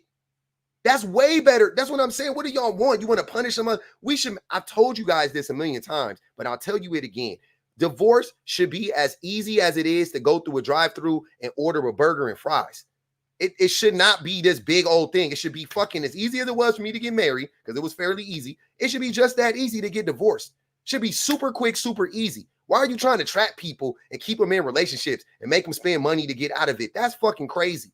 That's how you get these family annihilators and shit. Just make it easy. Boom. It ain't no, hey, you don't want to be here. You don't want to be here. Get gone. Why do I want to keep you here? I'm not making you happy. Get gone. That's fair, right? But lastly, to Chaz's point, go get them babies, sir. Go get them babies. If you feel like that woman, was unjust and unfair in her leaving you, and you got some resentment, whatever you feel, and you want to take care, go get them fucking babies. What's the beef? Go get them. Oh, you don't want them? Okay. No, the system is the problem. The system favors me in the shadow. In the system. The system favors the men. 99.9% you of lying. the time, the woman is going to get the guy. You're lying. You're lying. 4% of the time, men fight for their children. No, I'm not saying they don't fight for them. I'm sure there are men that fight for them. I just said 4%. Listen to what I'm saying. I know damn well what happens. I know. You don't know. Shadow, you don't know. You just made that up. No, I did. I promise you, you have nothing. I will give, look, the Shadow, hold on. I will give you $1,000 right now. The Shadow, stop. Stop. Are you? Stop. Are you? Yeah, I'm married. Are you married? Yeah, I'm married. Are you? Yep. Okay. See? I'm a married man. And I'm not a liar, more importantly. And I'm more educated than you on this stuff. And if you are, congratulations, brother. Cool. I've been married for 13 years. It happened a long time ago. But my point is, the Shadow, hold on, wait. But I know you're going to try to get me on some. I'm married. Yeah, we married. Who cares, right? Cool. And I know what marriage is, right? And also, I know how divorces function better than you. And I know how child court functions better than you. You don't know what you're talking about. You're fucking just making stuff up. I literally just got done doing a whole breakdown of this shit on my page. So you can't tell me shit. I read the shit. I looked at I just did it a week ago. Not even a week ago. Like 5 days ago. I literally just saw the numbers just to get refreshed again. 4% of men, 4% of the time, the shit goes to fucking trial. 4%. 96% of the time, the women and the man in the relationship decide that the woman is, or they figure it out. 51% of the time, the woman is decided to be the custodial parent without going to court. The vast majority of, the rest of the time, they go through mediation, and in mediation, the woman is still found to be. They both decide the woman is the better option, right? So 85% of custodial parents are women without fucking courts. Without courts. Like, it don't got nothing to do with the judge or none of that shit. See what I'm saying? So if you go look it up, you will find that out. That perception that you have is some shit that some men told you, the cult of man been lying to you about, to keep you away from fighting for your fucking kids. Because wouldn't that scare you? Like, if you got divorced right now, the Shadow, and you had to go fight for your kids, would you not be deterred? If you actually believe that you would, logically you would be. I'm not saying, let's say you're not, but most men would be, because that's the excuse that they give. Oh, I already know. They're gonna give it to the mom. Okay, I got you, but do you see what I'm saying? You would fight for your kids, me too. But I also know the truth. But if you told that lie to 100 million men, wouldn't you think that would deter them from fighting for their kids? Me personally, I wouldn't care what's being the Shadow. Hold on. Not you personally. Remove you. Right. If you tell 100 million men, if you go to court, a 99.9% chance they're gonna give it to the mother. And you've been hearing that your whole life. Why would you go to court if you're the man? That's just them. because that's not me. That's why I can't speak. Oh on my Phil. God. I speak on This me. is where I lose it. Why do y'all keep centering? Because he's lying, Shawnee. He knows the truth. He's just I lying. think y'all think that's y'all's problem now. Y'all can't think like outside of yourself. What up, Dreaded? I'm about to go, but I will say this: in Georgia has a law that like no matter what, the mother always gets, you know what I'm saying, custody. Is that true? Get custody. Shane, is that true? Oh, I don't even. Shane didn't go to court. No matter what, the mother always gets custody. What law is that? It's in Georgia. Like mothers always have the right to custody.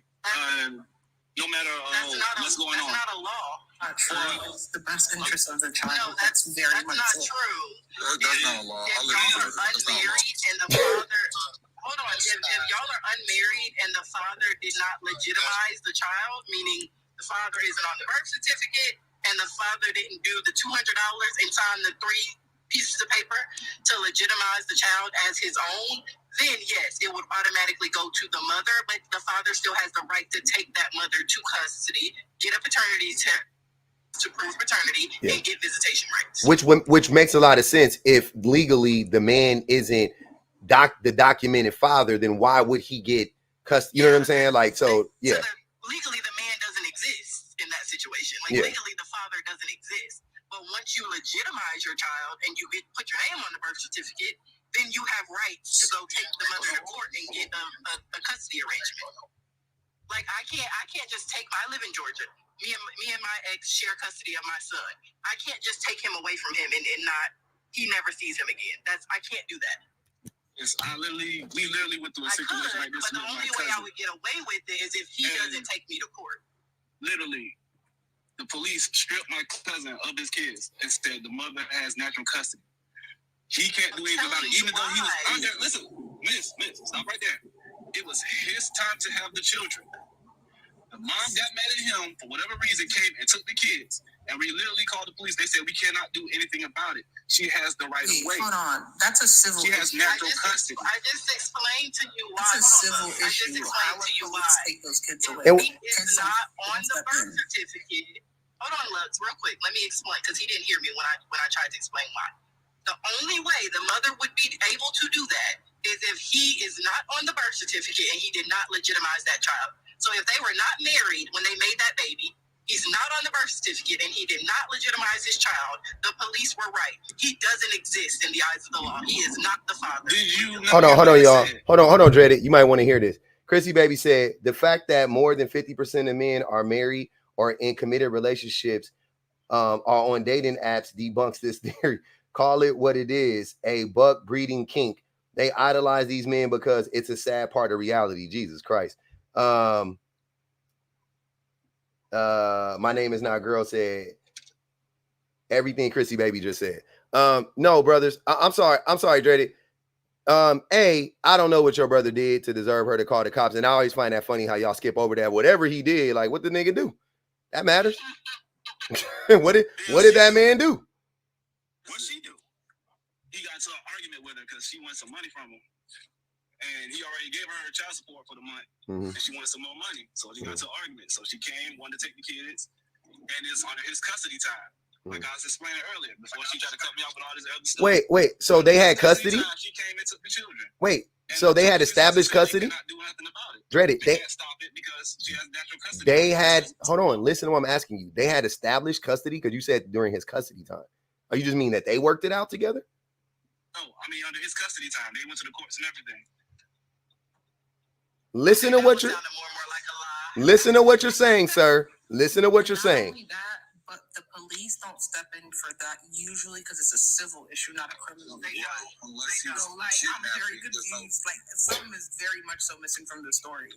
Because even if he did have custody and the police, even if he didn't have custody and the police was there to take them kids, they usually don't step in with that unless it's like a kidnapping situation because it's a civil issue. And let me say this again for you. Under his custody time, when he's supposed to have custody, she came and took the kids. And we had called the police. They said she has natural custody rights. If she wants to take the kids at any time, she can. It's Georgia law. They will not be able to do anything about it. Damn, that shit don't make no. Story though, so it's kind of like pointless. It's not, you know what I'm saying? I don't even understand. As Shan just explained down in the comments, it's either the best option for the child, or if the father has not established paternity, which, just like Shan just said, he legally isn't tied to anything at that point.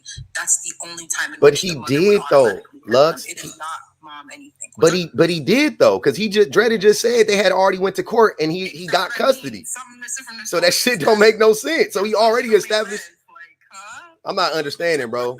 That shit don't add up. I ain't gonna even hold you. That is Georgia law for the woman is also unless she came and took the kids like while he wasn't there and he wasn't looking and there was nothing he could really do about it. Yeah, the police aren't gonna go back and get the kids from her and be like, let him finish his visitation. They're not gonna do that because it's a civil matter. They're gonna say take her back to court for violation of the custody order. Yeah, this shit is crazy. Why y'all always tell us? Police don't go around snatching kids between parents. They say this is a civil matter. Take it back to court. They can't even do it when CPS get involved usually, unless it's really a court order. they don't step in. And like I said, so all they did was get into an argument, and she got mad. That's it. I be really needing these women here to tell their side of the story, because the shit y'all be saying about these women don't never make sense.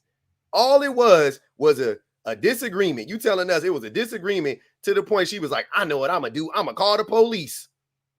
Like, be so fucking for real, man.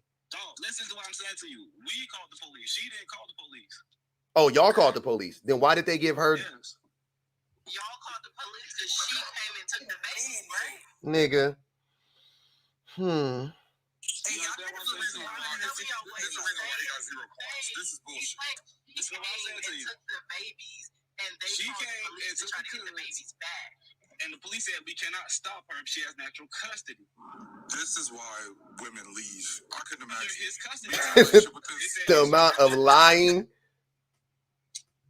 The amount of 150K likes for the lies. The amount of lying that's going on right now, it's not. I'm sorry. I would have kept that story to myself because you got so many holes in it, brother. Also, I wanted to point out something really quick, because men are always talking about the courts favor women so much. How is it that a man that can essay a woman and that woman conceive a child through that, how is he more likely to gain parental rights than you? I don't know. Make it make sense. You have men out here that have sued women that they done violated for parental rights.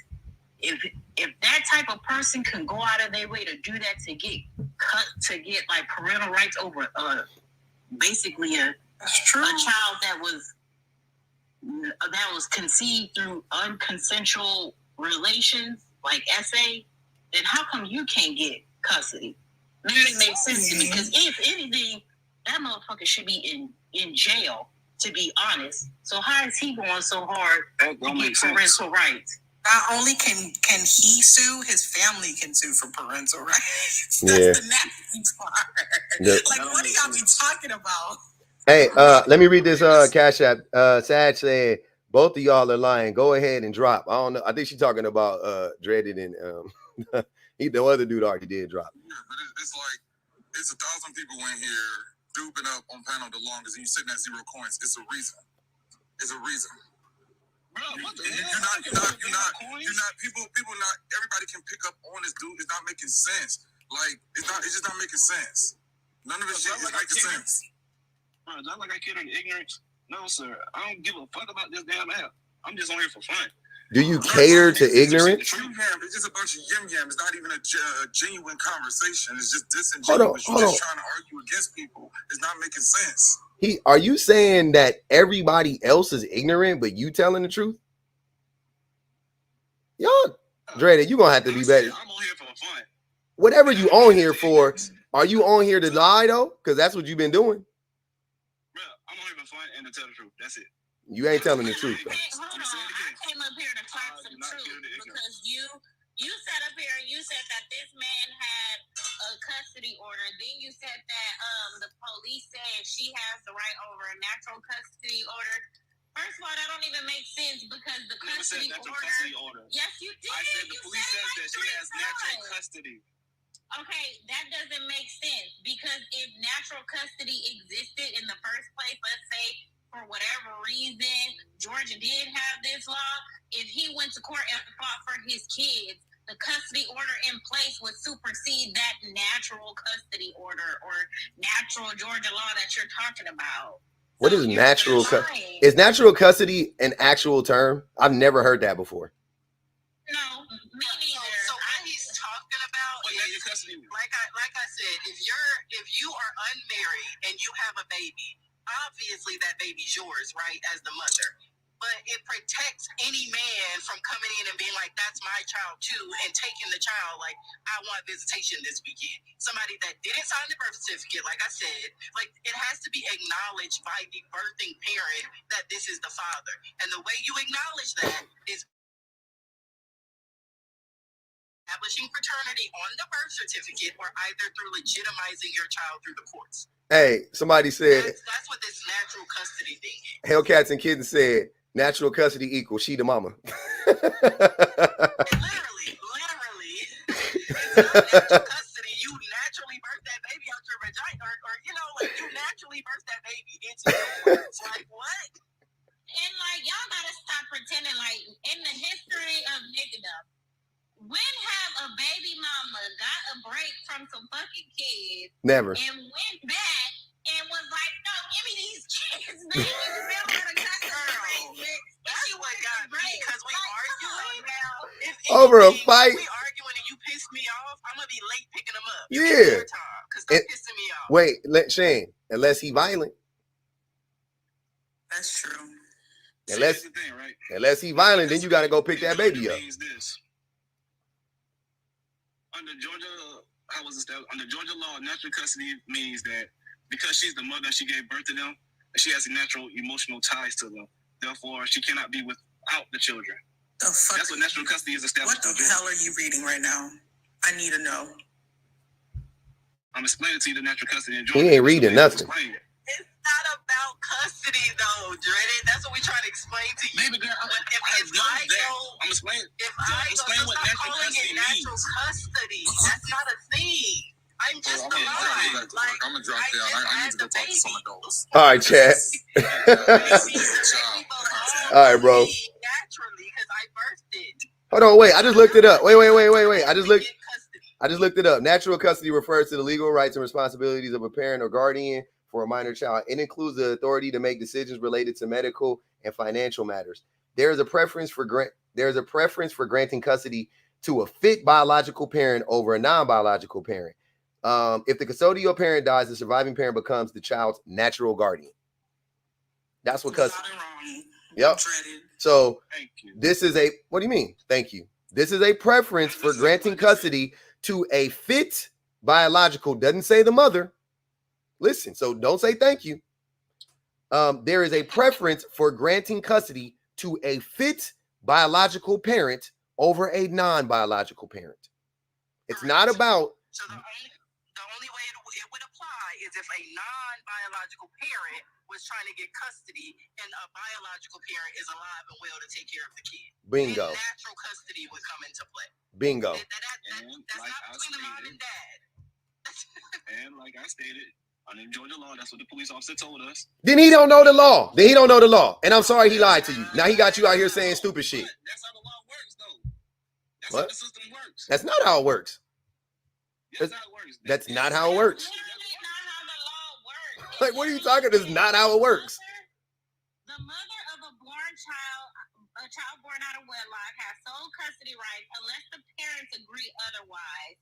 The biological father can petition the Superior Court to establish his relationship with the child. He did. Which is called legitimization. He did. He did already. His brother legitimized the baby because he had custody rights. He said it already. So he already did that. So what he's saying don't make sense. It's dumb. No, what I'm saying to you is this. Like I said earlier, the system doesn't work all the time. The system works sometimes. I said the system. How convenient. The system don't work all the time. Police told her that she got rights to the kids because of national custody. So they can't stop her from taking the What the children. police should have told you is that y'all already let her take them kids. They can't go take them back from her because she their mama. Yeah, and he just lied to y'all to pat. Hold on, wait. And police be lying. We know that. So the police just lied to you to pacify you and to keep and to tell you. He basically just patted y'all on the head and was like, "Yeah, we can't do nothing about it. They're there." But he could have done. He couldn't because he couldn't have done anything about it legally. But he should have told you the truth. Instead, he made up some bullshit because the police don't know the fucking laws either. Especially court law. I don't know shit about court laws. He just said some shit that sounded right, and here you are regurgitating, and you didn't even take 2 minutes to investigate it. Because that shit sounded dumb. When he told me that, I'd have Googled it right there. Like, natural. What the fuck is you talking about? He got right. It's his time to be with the child. What are y'all talking about? Huh? You said that with the police officers arguing after she left. With the whole time says, "Sir, it's his custody time. How can you sit there and say that?" They're like, "Well, she has national custody. She can do what she wants." Yes, I would have argued. Yeah, I would have argued with the police, nigga. You afraid to argue with the police or something? I'd have been full throated yelling at them niggas like, oh, you said you, but none of, hold on, wait, Lynn, hold on. So y'all never Googled the shit? Y'all didn't look it up? We were sitting there with them the whole time trying to tell them. But what did you, wait, here you are believing them though. What do you mean? You're, what are you gonna do? They was gonna stop us. Or give the kids to their mom, and you take her to court and let the court system know that she violated the custody agreement. And she It's not will even get a in reason to argue trouble with the for it. police. They can't do anything about it. You have to take. Do you understand why I tell you this story? no, I think you're trying to lie and say that the courts favor the women. That's where it came from. Did someone summon a baby mama? Screaming. Hold up, Kay. Hold on. So, Dreddy, the reason why you told us the story was because it's because the simple fact that even after you went back to the courts and they told the situation, they still favored her. yeah, you still. I know you trying to lie about. Yeah, you trying to lie about the court system and say that it favors women when it doesn't. That's where this all came from. Yeah, it doesn't. No, it does favor women because Time out, y'all. It don't favor the women, Dreddy. I've had this discussion. I'll have it again. No, Dreddy, I'll tell you why. What it does is it actually favors them. It's actually biased against women, not for women, right? That's statistically proven. But even if you wanted to say the courts were trying to do the right thing, look at it like this. In the case when the court is trying to do the right thing and they're trying to get the child in the custody of the parent that is best suited to take care of the child, what parent is that typically? Usually, what parent is that? it depends on the parent. Generally speaking, see, I knew you was going to deflect. Thought you was here for the truth.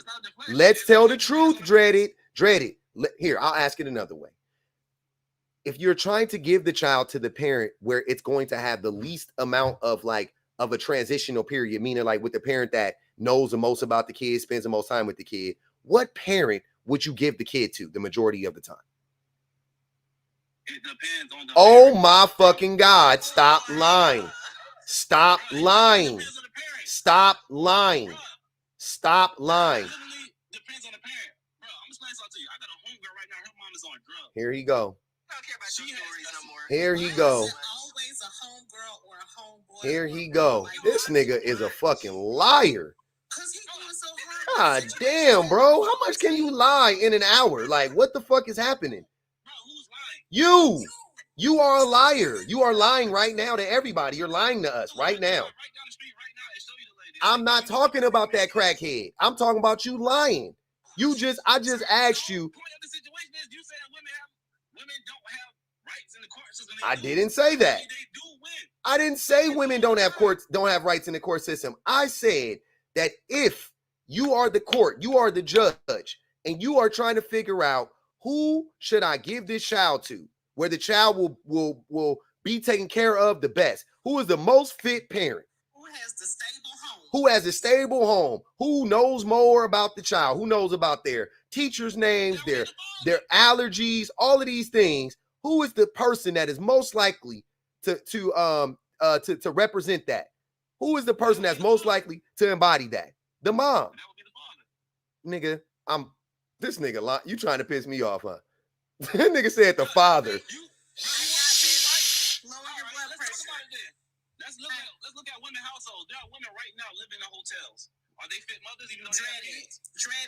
We're talking about the majority, right? Because you want to generalize, because we're talking about generalizations. You want to talk about the majority and generalizations. Well, look, most of these women live in hotels. Most of the women are living in hotels. This niggas. Man, what? Come on, man. Come on, bro. Come on, bro. Come on, bro. Come on, bro. I can't, man. Hey, Vonnie said, hold on, y'all. Vonnie said, Dreaded doing all this based on attraction. And his homegirl, The hotel industry is booming. That shit crazy work.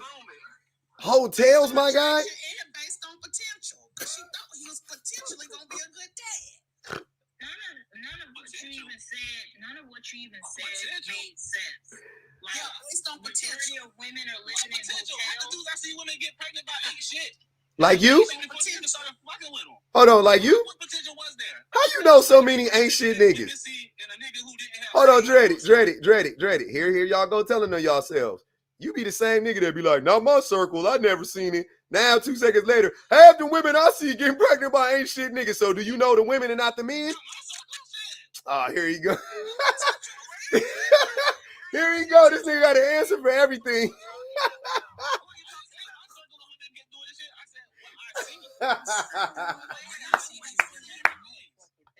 Hey, he got an answer for everything. Not my circle, just the niggas right outside the motherfucker.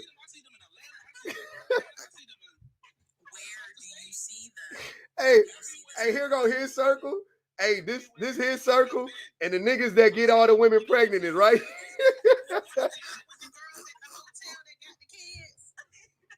Hey, hold on, y'all, hold on. Dreaded live this dreaded house. This is how he's seeing all these hotel situations. This dreaded house, and this the hotel that all the women.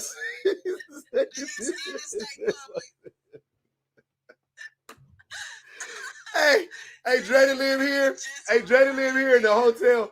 Hey, Dreaded live here in the hotel. Wait. So his type is, hold up, your type is bitches who live pillar to post. Hey, this.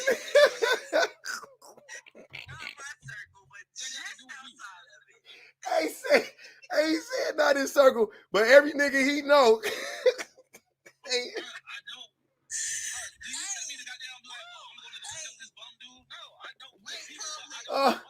Oh my God, man. Oh shit. But you know a whole bunch of homeless women living in hotels. How you know all these homeless hotel women? Hey, how you know all these homeless hotel women, Dreaded? What's your line of business? Hey, what's your line of business? What's your line of business, Dreaded? How do you know all these homeless hotel women? What you doing? How you know a crackhead down the street? Where you live? What neighborhood you live in? I have. See? What part of Atlanta you live in? What part of Georgia you live in? Bankhead. Hell no. I live in East Point. Give me a basic neighborhood. East Point. There might be, but you know what? There might be an extension of women coming from like the DV shelters and stuff.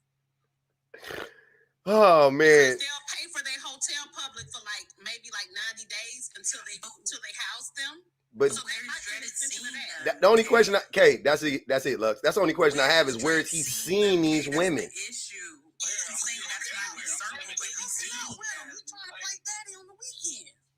Hey, Kay, he said he live in East Point. That was enough said. Yeah, weekend warrior. He live in East Point. That's where he's seeing them at. Hold on. I see them in Atlanta. I see them all across. Mimani, hold on, y'all. Mimani said, I did my paralegal internship in family court. 3 out of 5 men didn't even show up. You talk about it. I ain't even touch on that. The men don't even be showing up. That's why you niggas could never lie to me. You niggas could never lie to me about this shit. My baby daddy's still ducking the summons. Right now. He's saying he don't live there. You could never tell me that the system favors women. You could never tell me that lie. It favors the person that shows up to court. And if that is a man, it'll favor the man. Jesus Christ, the niggas don't show up. So look, But man. just show up though, public, because let's take it a little bit further. Because they'll say, oh, the system automatically gives custody to the mom. So the dad, even if he does show up, he late, he ain't barely earned. Why he mad? He ain't got shit. He can't answer one question the judge asked him about the baby. Well, look at God. Hello, sir. Welcome to court. What school do your kids go to? Hold on. It's right here. My lawyer just told me. Get the fuck out. Just go. How old is your kid? Hey, they be like, how old is your son? That nigga be like, hold up. I'm gonna get. Let me get. Hold on. Wait. Wait, Your Honor. Let me get to his birthday. Shit. June. Just had it. June 19th. Wrong. September 48. September 14th. Oh, my fault. What was his stats at the last doctor's appointment? Doctor's appointment. Oh, when did he go to the doctor last? You talking about last year? No, I didn't go. No, he went to the doctor 2 weeks ago. Oh, shit. Hold up. I got it. He'll throw the mom under the bus and say, she don't never tell me stuff like that. she keep, Your Honor, she keep me out the loop. Your Honor, she keep me out the loop. Can I see your phone? Yes, Your Honor. Let me see. Can you open? Yeah, unlock it. Okay. It looks like your baby mama called you 17 times in the last 3 days, and you didn't answer one of them. It looks like you on the email list for the school, but you never showed up to the school event. It looked like you in the look like you in the Classroom Dojo app. Your ass. You ain't responded to none of the fucking messages in here. Your ass ain't responded to none of these fucking messages. It say 97, sir, right here on the icon. It say 97 right here. You ain't. When was the last time you opened it up? Well, they just seeing so many emails. Okay, let me check. It looks like you have 32 missed calls from the school. You got 32 missed calls. You're being biased just because she's the mom. Hey, hold on. They don't even answer the kids. The kids. Oh, we already know they don't answer the kids. Hold on. I'm gonna hit y'all with the here go the doozy though. Hey, here go the doozy. After all of that, the judge still be like 50-50 custody. Right. Exactly. Or at least, okay, we'll give him every other weekend. We gotta give him something. He is the dad. Hey, after all of that, the judge be like, well, You should have chosen me. his apartment still is a little bit bigger than yours. You niggas could never lie. You niggas could never lie to me about this shit. Do you have a car seat for the baby? No, but I can get one. Okay. Just let us know car seat. Okay, for now, just ride with him on your lap. Do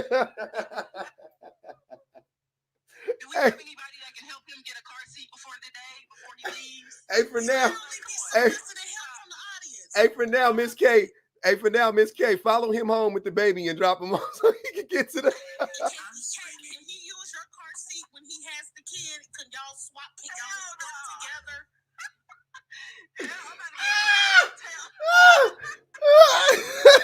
Hey, Miss K. Can you follow him? Can you follow him to Target while he goes and gets a car seat? Your Honor, I don't get paid till next week. Okay, Miss K, can you please go to Target and help him procure a car seat? Okay, we'll take this off your child support because you do need a car seat. So we're gonna take $50 off. What the fuck? So instead of $78 this month, you just gotta pay the $28. And we.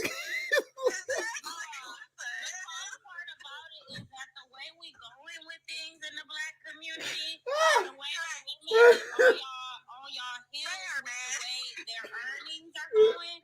If we have 50-50, public is really crying. Cause this shit is Lynn. Cause tell me where I lied at. Cause tell me where the lie went.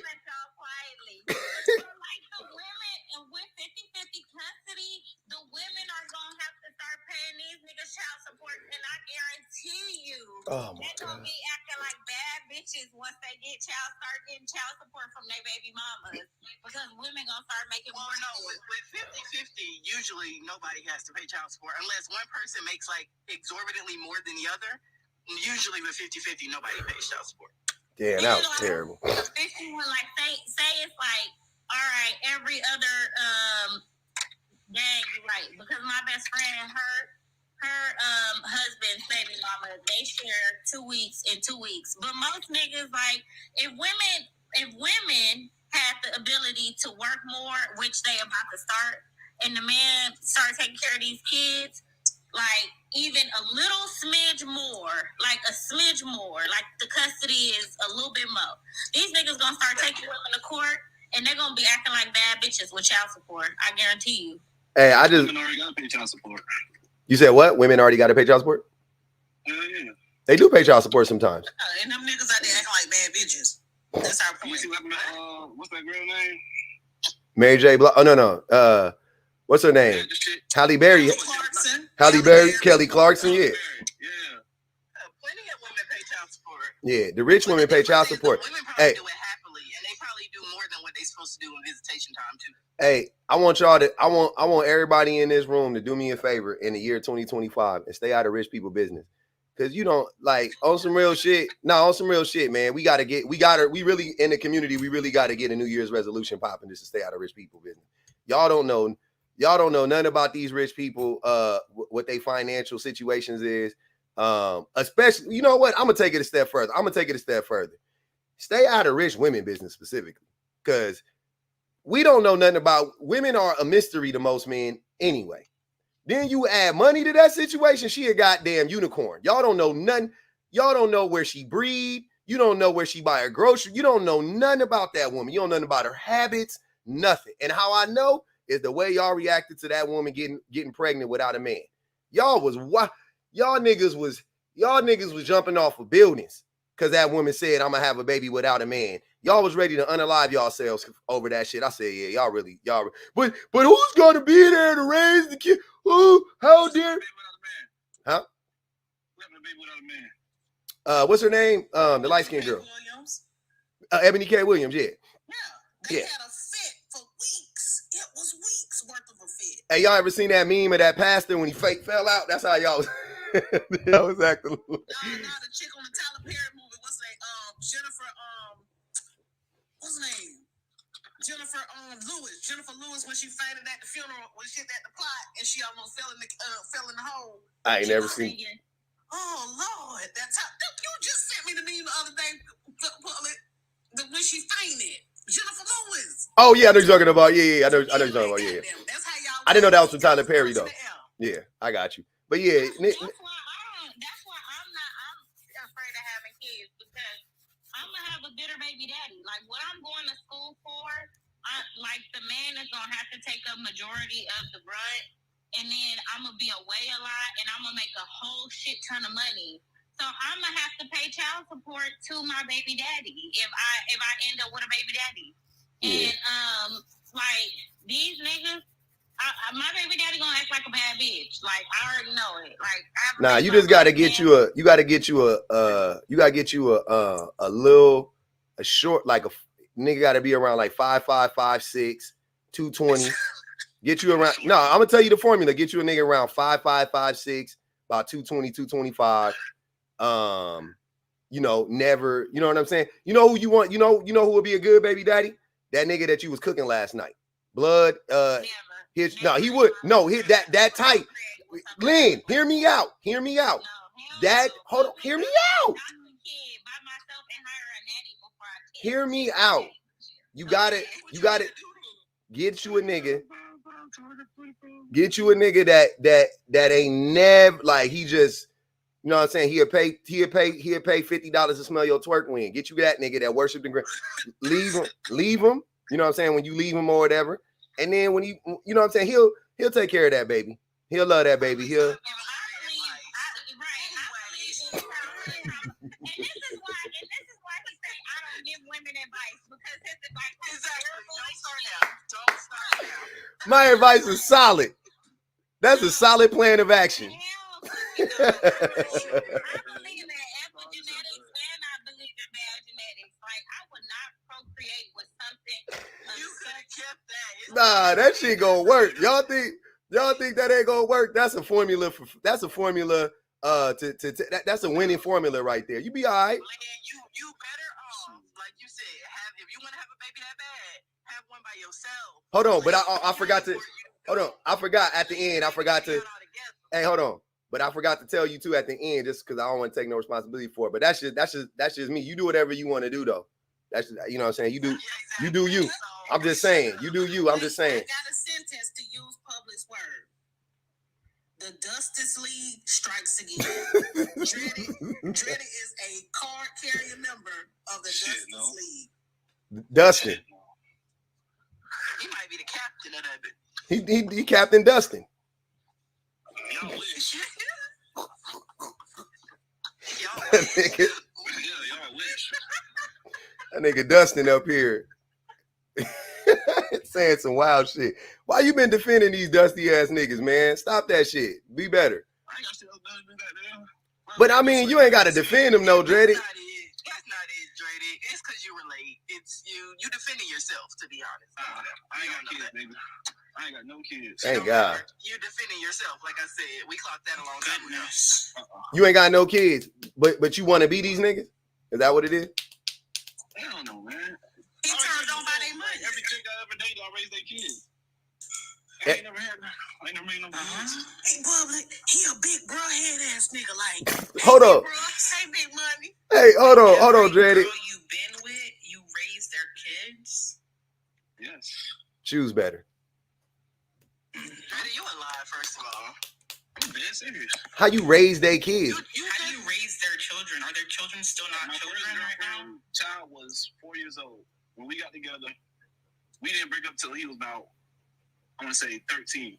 And the only reason we broke up because I asked her, I said, do you want to part ways? And she said, yes. I said, okay. I accepted it.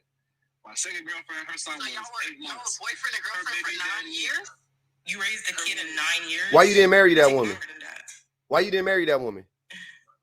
Because at the time, I didn't know about my situation. At the time, what I was doing wasn't good for me to be in her life. But you was in her life for 9 years. Because, like, here's the thing. When we first started off, I was in a good situation. Okay. So I was winning. When she the distraction and she wanted to go do other things. So instead of trying to hold her up. Why you didn't leave her then? Audio cutting out a little bit. I did. That's why we broke up.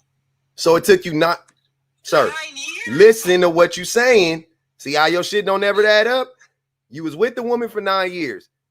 And then your shit went south after 9 years. Why you didn't marry her in year 3, 4, 2, 7, 6, 5, 9? What was you waiting on? It's a building process. Hey,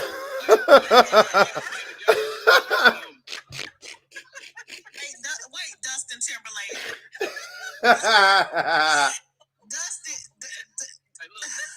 Dustin Diamond. Oh my God. Ain't no man finna marry no female when he's still working for other people. What? Say that again. Hold on. Wait. Hold on, Lynn. What you say? Oh, yeah. We got to hear that one. Hold on. What you say? No man finna marry somebody when he's working for other people. My thing is, if Nigga, what? I want to be in a situation when I have control of my money. Hold on. Wait. That's stupid, first of all. Second of all, LeBron James worked for somebody else too. What is you talking about? Yeah, but he makes $1 million though. Oh, so it matters how much money you make. Okay, so it ain't got nothing to do. Yes. Yeah, it ain't got nothing to do with you working for somebody else. What kind of goofy ass shit is that? All you niggas, these dreams of being fucking anthropo Negroes. Right. This is the problem with our community. You still broke. Healthy relationship, one that's gonna last long, one I can be able to take care of my family and make sure they're straight. Even if Dread it. You're not the only one. I know you're the only op, but please. This is the problem with our community. You niggas have visions of grandiose. Like, it's weird to me. Y'all are so grandiose that y'all think that you gonna make it to be a million quadrillionaire. It's not gonna fucking happen. Like, please believe me. Some of y'all, it's okay. nobody trying to make it to be a billionaire, trillionaire. What I was trying to do was get myself into a position in which I could be stable financially. Dreams, Lynn. Finish him. Hold on, but being stable financially, hey, Dreaded, being stable financially, you could have been stable financially making $60,000 a year. It's not the, that's stable. It's so funny that y'all tell women when it comes to women sticking around for relationships, y'all say relationships ain't perfect. Oh, everything don't gotta be perfect. But when it's time for you to marry a woman, y'all be like, well, I ain't perfect. I ain't where I need to be yet. So when all excuses in the world are available for y'all, you know, you take an opportunity. But when a woman say, I I'm not in it no more. I don't want to be in this relationship no more. I don't feel like you right for me anymore. It's, oh, well, why you didn't work hard enough? Why you didn't attempt to do this? Like, y'all so weird. You hear me say that. So, who's the y'all? Take the y'all out. Men like you. There's a lot of men who talk like you. You know what? Actually, because you sound like these niggas. But you also sound like Big Sean. Same stupid shit. Oh, you know, the relationship, you know, before you get married, it got to be perfect. I was like, what? You aiming for perfection before you get married? It got to be perfect, but it got to be stable, though. So y'all wasn't, so all those 9 years, you was never stable with this woman. He wasn't stable. She wanted it, but he wasn't. No, wait, hold on. Hold on, let him answer. For the 9 years, I was trying to build my business up and trying to get myself together while she was trying to focus on other things, trying to get herself together. So in the gist of it, we grew separate and distant from each other. So what was she doing? Hey, look, Dreaded, what was she doing to build herself up? What was she doing? She wanted to go to school. Knew it. I was trying to get my business off the ground. Knew it. So she went and did something that was stable, like go to school and go get a. School ain't stable. School is stable. school. See, something a dumb nigga would say. School's super stable. School, but she also has to raise a child. And So she has to come up with an income that's just. wait, I thought you was raising the child though. But I thought you was raising the child. We were working together. Okay, then she had a partner then. At the same time, what I say, she was growing distant and I was growing distant. I wanted to stay together, but at the same time, I asked her. I said, "Do you want to separate?" She said yes. So I said, "Okay." You wasn't doing nothing for that woman but wasting her time. You wasn't doing nothing with that woman but playing in her face. And then you find it, and then you got tired of her being mad at you for weeks on end, and then you was finally like, "You want to leave?" And she was like, "Yeah, hell yeah, I want to go." Bro, we don't have a bad breakup. I've never had a bad breakup with no female in my life. Woman. Every female I've ever broken up with, we've been cool, calm, and cordial. Okay. That don't mean them people don't like you. When she got married. She married now? Wait, I'm trying to figure out how. Hold on, time out, y'all. Wait. I'm missing what he's saying. She married now? Yeah, she got married because she had another child about to do, so they got married. Good for her. That's how you do it. I'm trying to figure out how is pursuing a higher education more stable than you Trying to start a business off the ground. How is that less stable than starting a business when most businesses fail within 5 years? He just saying stuff. Most And business this is coming from somebody that has a degree. If you study business law and business management, you understand that. What are you talking If about? you don't properly plan for a business, then it fails. Wait, study? I thought you said college was not stable. What you studying then? I never said go to college for business. I said if you don't study, you don't have to go to college to study for a business. I studied business law and business management before I even got out of school. That's what made me start running my own business. It's dusty in here for sure. So you went to college too? Pursuing a degree. No, I never went to college. Stable. Then start. You said you studied business before you got out of school. You meant high school? Yes. I took a business law class and business management class. It's funny that y'all equate only getting a degree to. Erica said, You know you gain more from an education, a formal education, than the fucking degree. How about networking? How about the opportunity to expand your mind and learn new things and have a chance to grow into being a full functioning adult? Yes, that's what like the classes that you take. What's the last book you read, Dreaded? 48 Laws of Power? No, I don't read 48 Laws of Power. Dreaded, they said. I don't read 48 Laws of Power is because it's stuff you should already know naturally. What's the last book that you read? Hold on, wait. Erica said, Dreaded, use a dusty. Bye. She put 5 on your head.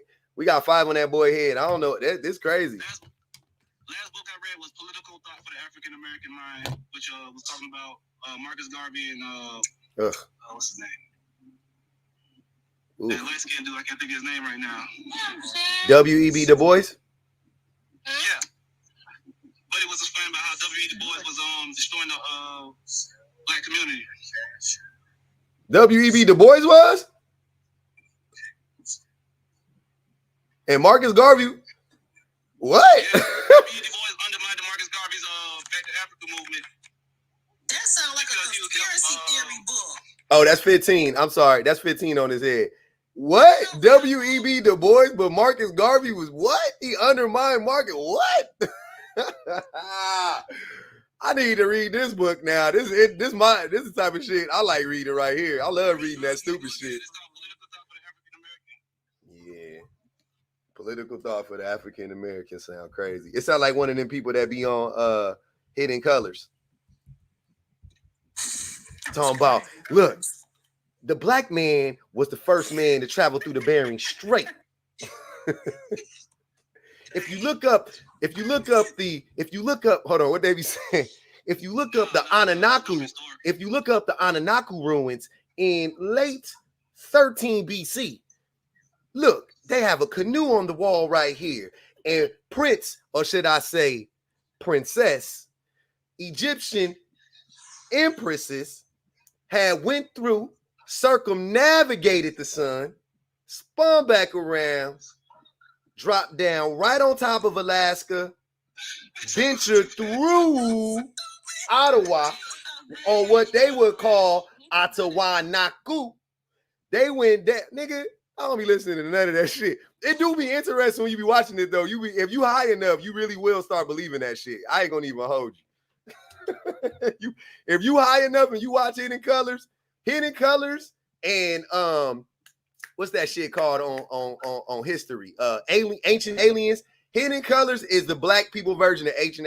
Hidden Colors is black people Ancient Aliens. It's the same shit. I'll be watching that shit. It'd be funny. I'll be laughing at it. It'd be interesting. I got 25 on Push. You a little too good. Yeah, you never seen how that shit. When the Yakubians came down and crafted the white man, the black man made a deal with the Yakubians that said we would let them rule for 1,500 years. And after that, their reign would end. That's why we demanding our reparations now. I'll be like, what? What you nigga? What? How did we get here? This shit crazy. I'll be so confused. Oh my God. Oh, you should definitely watch Hidden Colors. I believe in Harry Potter over that shit. That shit definitely be good. Every time I watch that shit at the end, I be going, one fish, two fish, red fish, blue fish.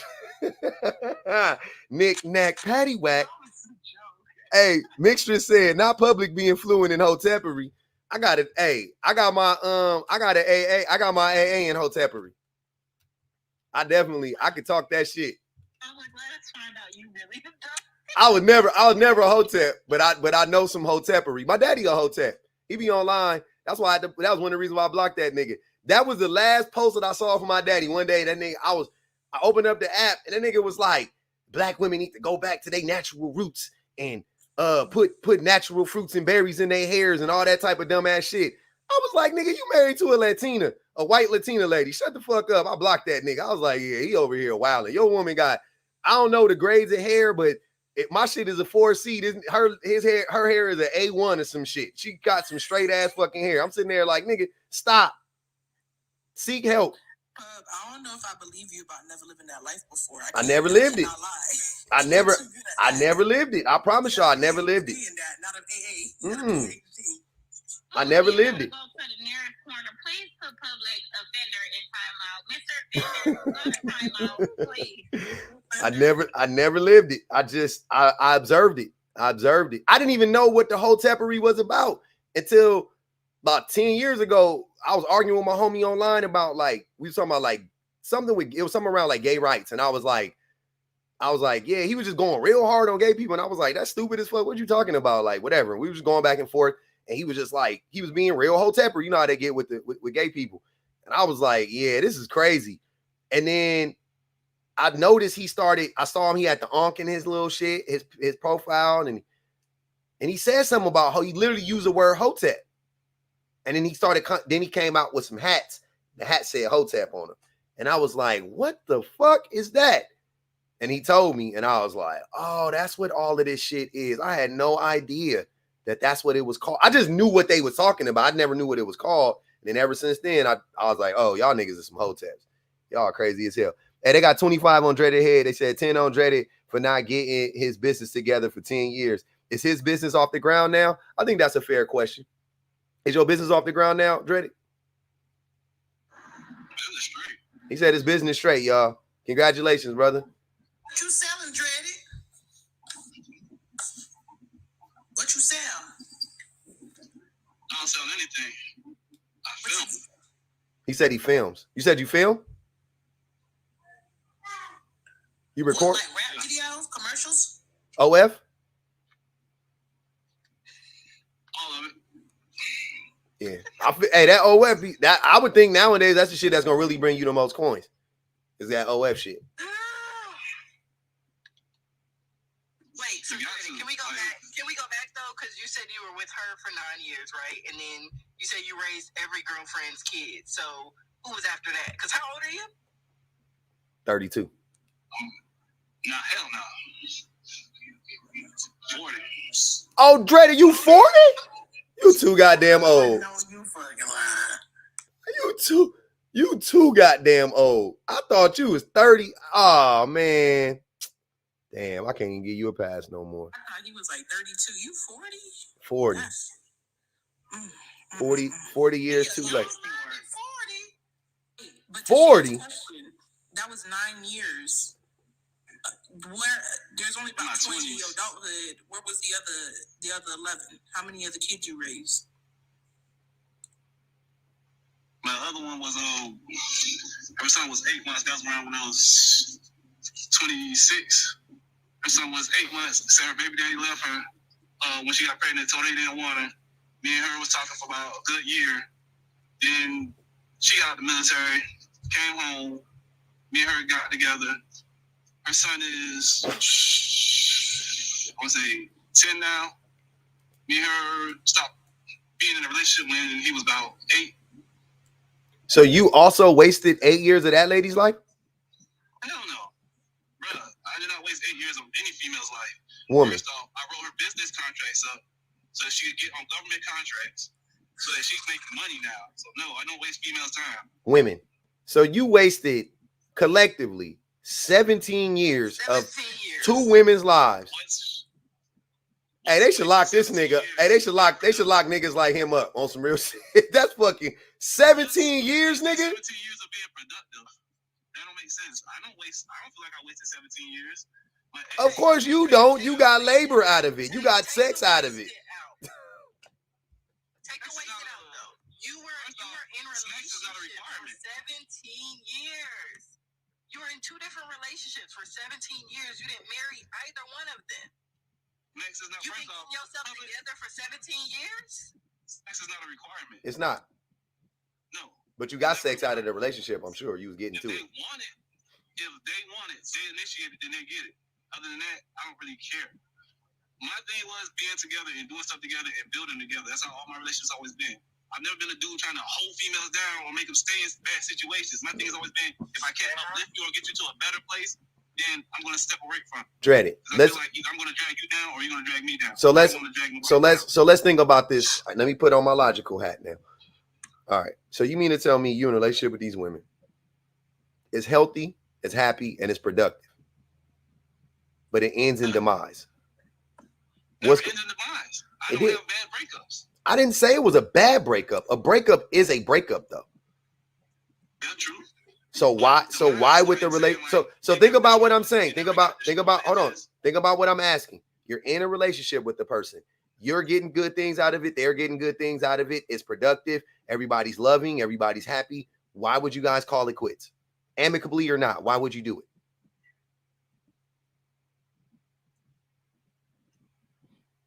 See what I'm saying? When you lie so much, the shit start making sense. It stopped making sense. Because you trying to sell us on how great of a man. Oh, I'm so good that my breakups don't even be a problem.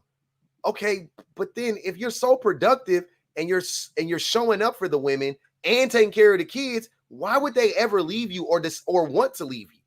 Why would you ever offer the out? Why are you offering the out? What? It don't make sense, bro. Only one of my females I offered women. The other one we just separated. Why? Can you stop saying female? Public keep gently letting you know it's woman or women. Stop saying that. He keep trying to correct. He give you a lifeline because you sound dumb. Yeah, women. That might help to see him as women and not females. But go ahead. I'm curious. Why? How is that the case, brother? Very curious. How? Make it make sense for us. How is it that you are in these healthy relationships that keep ending? 9 years, 8 years. Are the relationships ending because you refuse to marry them? I could even believe that. No, they just end because at a certain point in time, either it's gonna go forward or it don't. At some point, what does go forward mean? I just decided, like, hey, if you want to leave, like, here's my thing. I don't tell no woman she got to stay with me. I don't make no requirements that they got to stay with me. I mean, how could you? Is, the door is always open. I tell every female that when I get in a relationship, I say, woman, the door is always open. woman. All right, I tell every woman I get to a relationship with, the door is always open. If you want to leave, you can leave. Okay, that's not. You're not saying anything. Women can leave anyway, bro. You mean you're not abusing them or something like that? So you don't need to tell them that. That's a given. You don't need to tell a woman you can leave. It's not a given because most women think I gotta stay to be with this dude because I'm trying to heal or help this person. So I have to say it out loud to them. Look, if you feel like leaving, you can. There's no requirement for you to be here to try to help me do anything. You don't need to be trying to heal me with anything. None of that. Y'all be using that as a manipulation tactic too, though. Because listen, you ain't the first. If you want to give up on me too, if you want to walk out on me like my daddy did, then go do it. You're just gonna leave like everybody else anyway. I get it. Like, get on my nerves. The thing is this: you're an adult person, right? You make life choices, your life changes. Sometimes you get to a point where you don't want to deal with something so much, or you might feel like something might trigger you. So if you ever feel like leaving, I always let them know, like, look, if you feel like you get to a situation or you feel an emotional type of way, then go with what you feel. Hold on, I gotta read. Let me read these. Let me read these super chats. Let me read these super chats, man. Osa said $5 on public for being a reformed Hotep Negro. I am not. Trentrella said $5 on Dreaded for being in two sexless relationships. Oh Lord, damn man. All right, go ahead, Dreaded. I just want you to know. It's on YouTube. You got to do it on the YouTube. Cash App over here. Yeah. Super chats is on YouTube. Yeah, bang the Cash App over here for your boy one time. Matter of fact, $1 a do. Everybody in the live, man. It's 835 people in here. We should be up to around 600,000 likes. It's cool. We stuck on 200. Y'all not entertained? Yeah. Is y'all not entertained? Let's get that. Let's do a bang the Cash App one time. $1 a do. Y'all some motherfucking haters. They in here. Hold on. Let me do this. Oh, there we go. Okay. Go ahead. I'm listening. Yeah. My thing is, I've never been one to try to restrict someone into a relationship. And I always kept an open door policy because people change hearts all the time. I ain't never cheated on no female because simple fact that I seen what happens when people who cheat. Woman. Stop saying female. Woman. Listen, the reason I say that is because and we don't matter. We don't care. It's women. You ain't never cheated on no what? Woman. Oh, okay. Keep going. And I never cheated on no woman because simple fact that I seen what happened personally, and I think it's a traumatic thing to do to somebody. You never experienced it personally. So, in all my ideologies, I've never tried to be someone who tries to restrict someone else or hold them hostage or captive because I've seen relationships like that. So, I always try to give the opportunity to someone to always, if they want to be here, then they can be here. But if they don't want to be here, I'm not going to hold you to be here or try to make you be here or force you to be here if you don't want to. That's another bad thing that just hurts someone because I seen people do that. So I always try to. That's why I said like I've never tried to force or make a relationship like be more than what it is. If a person wants to be with me, Dreaded though. Hold on, brother. We don't. Okay. You don't, once again, y'all be wanting cookies for the most bare minimum shit. Like, we get you, bro. Like, you let women leave when they want to. You ain't holding them. Like, okay, we hear you. That is irrelevant. You held them women hostage for 17 years total. What the fuck was you doing? Why didn't you marry one of them? Who's holding them hostage? What were you doing? I'm trying to but what were you doing though? That's what I'm trying to figure out. You said that the relationship wasn't going any further. Like I said, so you mean marriage? Because after you've been together for 8 years, what's the next step? 35. Andretti, go ahead. I just want to say, you know who say that type of thing is men who are not adequate enough to and fit to be in relationships. He was not meeting the bar for a relationship. That's why he keeps saying, "Oh, I wasn't where I was supposed to be financially." You not 45 on Dreaded. Be because you don't got a name to be ready for a relationship. Like, just say that and go heal and stop getting in a relationship in the first place. I said that the first time. I said in my first relationship, I wasn't at a point. I wasn't going forward with what I wanted at where I want. You still were in the second relationship, Dreaded. That's what I'm saying. And both of those relationships were 17 years long. Is it safe to say you wasted these women's lives? That's wicked work, fam. I ain't gonna even hold you. Tawana said, here's another 10 on Dreaded. You know you gotta make him leave. Hold on. Did I miss it? She said, here's another 10 on Dreaded. You know you gotta make him leave. What's the other one? Somebody said, she said 10. I missed it. She said 10 on Dreaded. 5 more on Dreaded. Oh, damn. Damn, I missed it, man. Where the hell is the Cash App at? That shit was funny. She said, not getting it. You gotta make him leave because he damn sure ain't gonna leave willingly. Not fluent. Knowing he wasting your time. Yeah, that was it. You know you gotta make him leave. Sound like he like to waste people's time.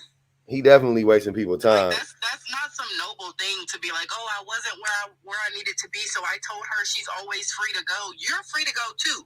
If you know that you're not where you need to be to marry this woman, but it's been 6, 7, 8, 9 years.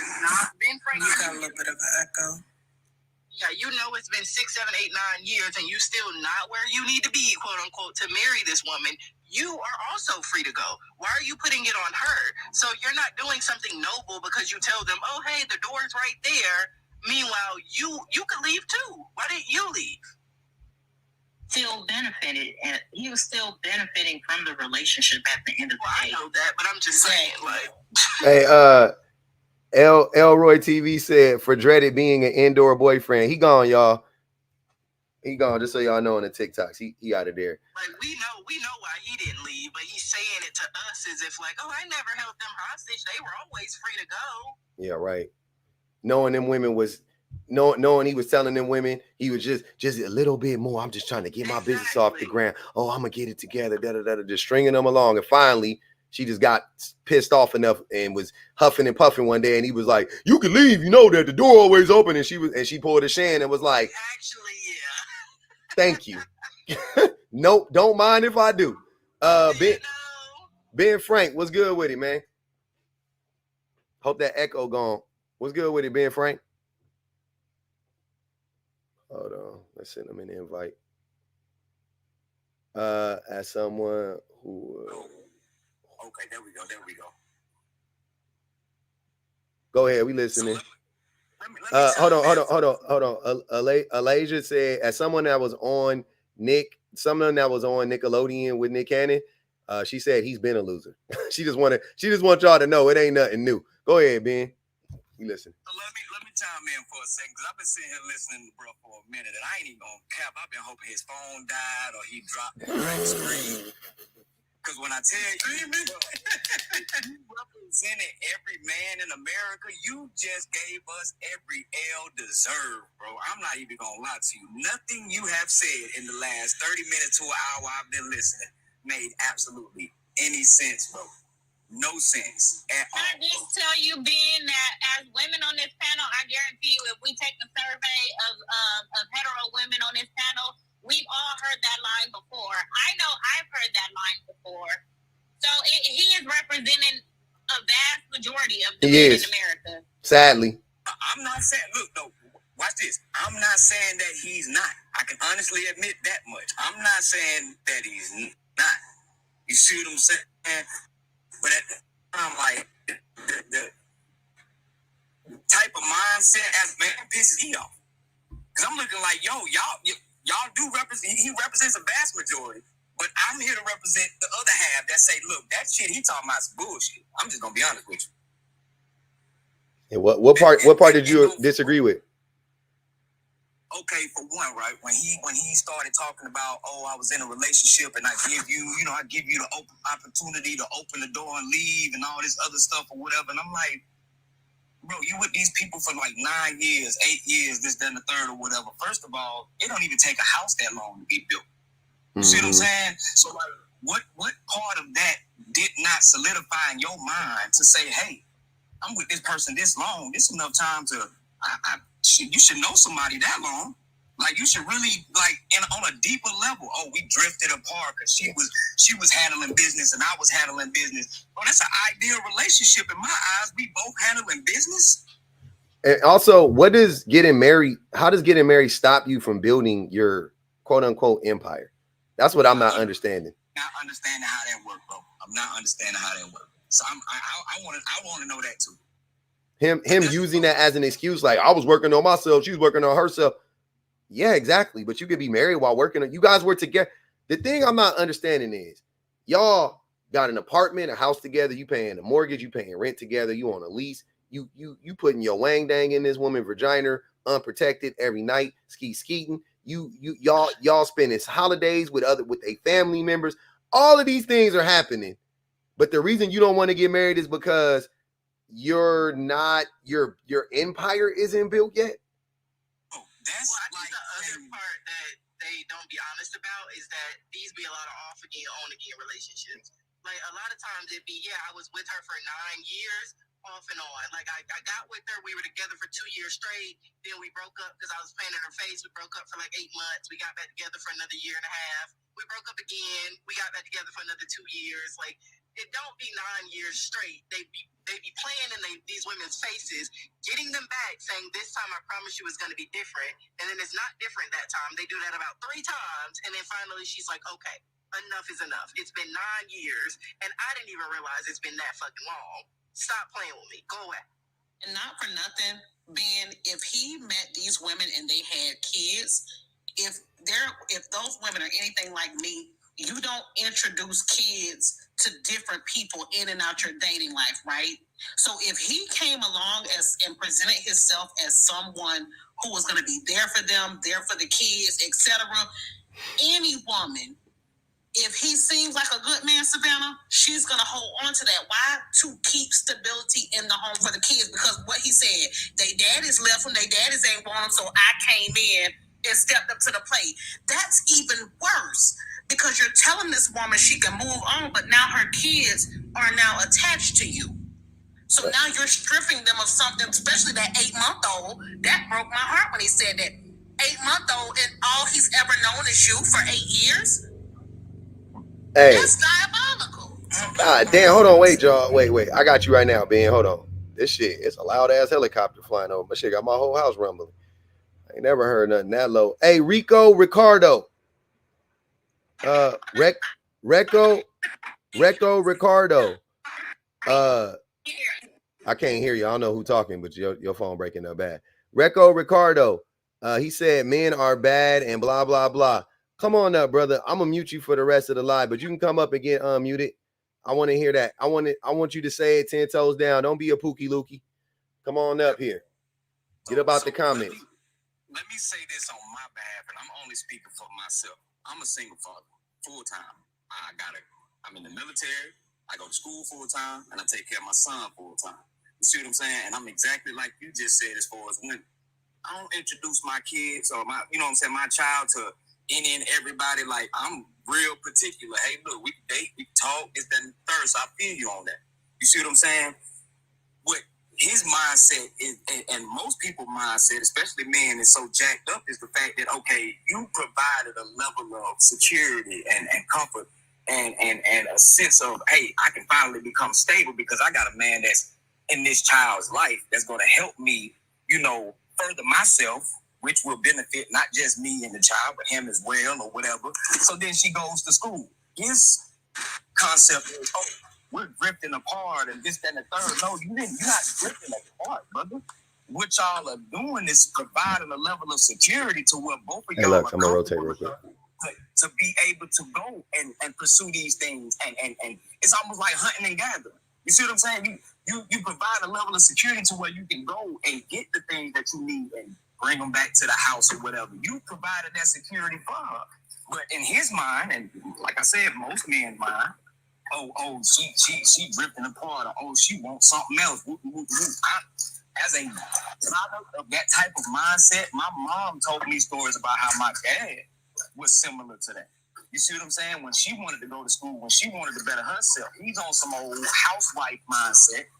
I'm like, no, how about I go get something? Instead of having one car, we can have 2 cars. We can have 3 houses. We can have multiple incomes. And he's like, nah. So that was their demise because he couldn't see himself allowing her to add to the table and did not realize that the reason why it was so easy for her to feel like that was a good idea is because you provided a level of security or comfort. You see what I'm saying? Let me dispatch my load. Hey, I ain't gonna even hold you, bro. You gotta put a no Diddy after that, though. Like, just because niggas gotta say that, that's a wild, that name wicked. I'm gonna call you dispatch. Let me read this super chat, and I want dispatch to go on and get his 2 cents in. Osa said,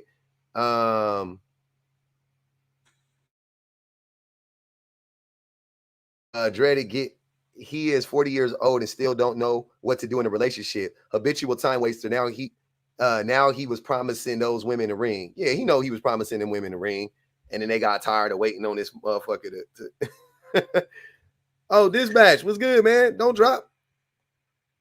We gotta find dispatch again. His bars were down. He might have fell off, huh? Yeah. If you find him in a thing, y'all go on and get him. Can y'all hear me now? Yeah, Lynn, we got you. You should have seen them helicopters, Pub. I'm on the 710. Oh, okay. They look like giant droids. Like, that shit was crazy. That's all I want to say. Okay. They sounded wild as hell. I was like, God damn. Them shits was big. They was rattling my shit.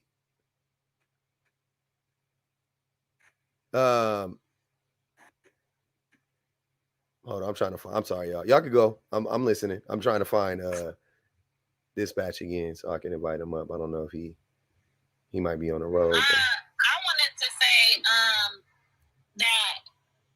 that type of man, like these type of men that you described, I'm sorry, Dan, to put your daddy under the bus, but like your dad and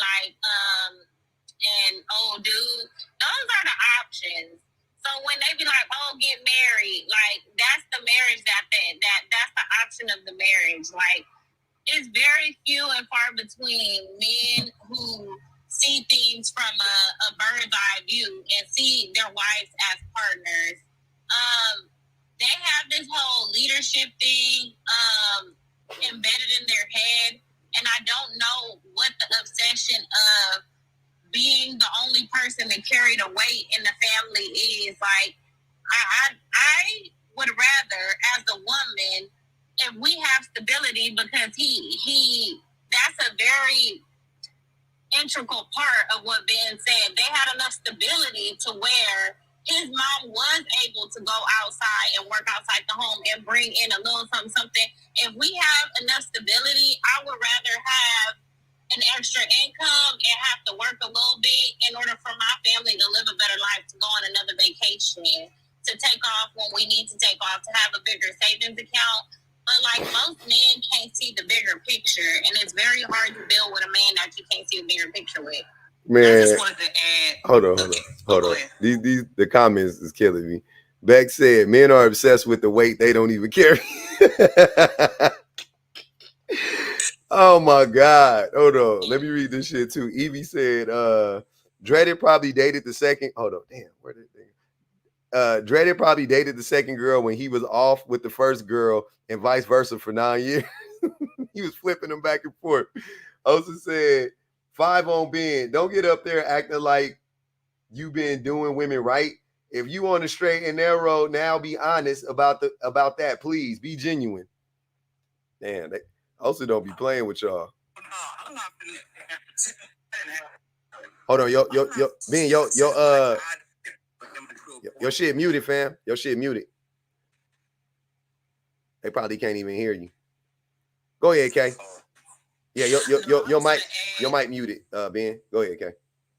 The caveat to that, which I saw a video with Jazzy speaking and her saying how she takes care of Cam's feet because of course I'm going to take care of the feet of the person who leads me, and my, like, pretty much her she's on this earth to serve, all for this man to be talking about he's still looking for a wife. And what happens is a woman will get in a relationship with a man, and like Public said, that man will dangle marriage like a carrot. So that woman finds herself in this constant cycle of doing wifely things. I can attest, as a person who was with a narcissistic abuser who literally would say that he bought gifts from me and he's holding on to them until I prove that I'm worthy of them. Okay? Men do diabolical shit like that. So in essence, it probably was 8 or 9 years of the same thing over and over. And because that woman, because of society saying, oh, you already have a child, you're damaged goods. Oh, you better be lucky or get with the first man who wants you and you got a child. She probably stuck around with him because he was there when she had an 8-month-old, when her baby daddy didn't want her or her baby. And it was like he saved her. So then she became dependent on him. And the moment she started showing a little bit of independence, i.e. going to school, he had a problem with that. It wasn't that she was a problem. It was, oh, you trying to better yourself? Oh, you don't need me? Oh, you trying to make your own way? That's what he had a problem with. So you can see how the anti-intellectualism of him saying college don't matter, school don't matter, blah, blah, blah, trying to downplay what she was doing. And it took him 10 years to get a business off the ground. Be fucking for real. That's right. Hold on. Even to what Kay said, I'll even go as far, my little new take now.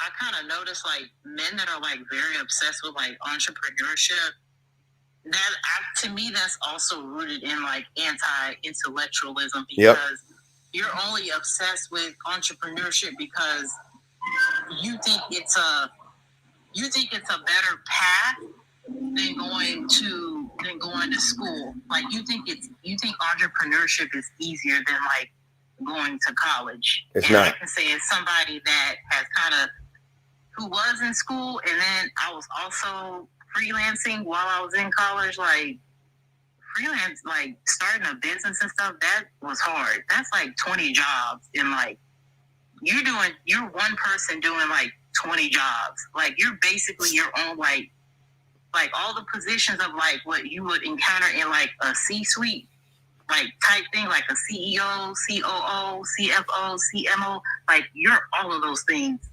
at the same time, and you got to manage all of that by yourself until you're able to start like outsourcing stuff that you don't want to spend time on doing until you start gaining enough, like, revenue to where, like, you can actually, like, pay people. Then you start outsourcing stuff.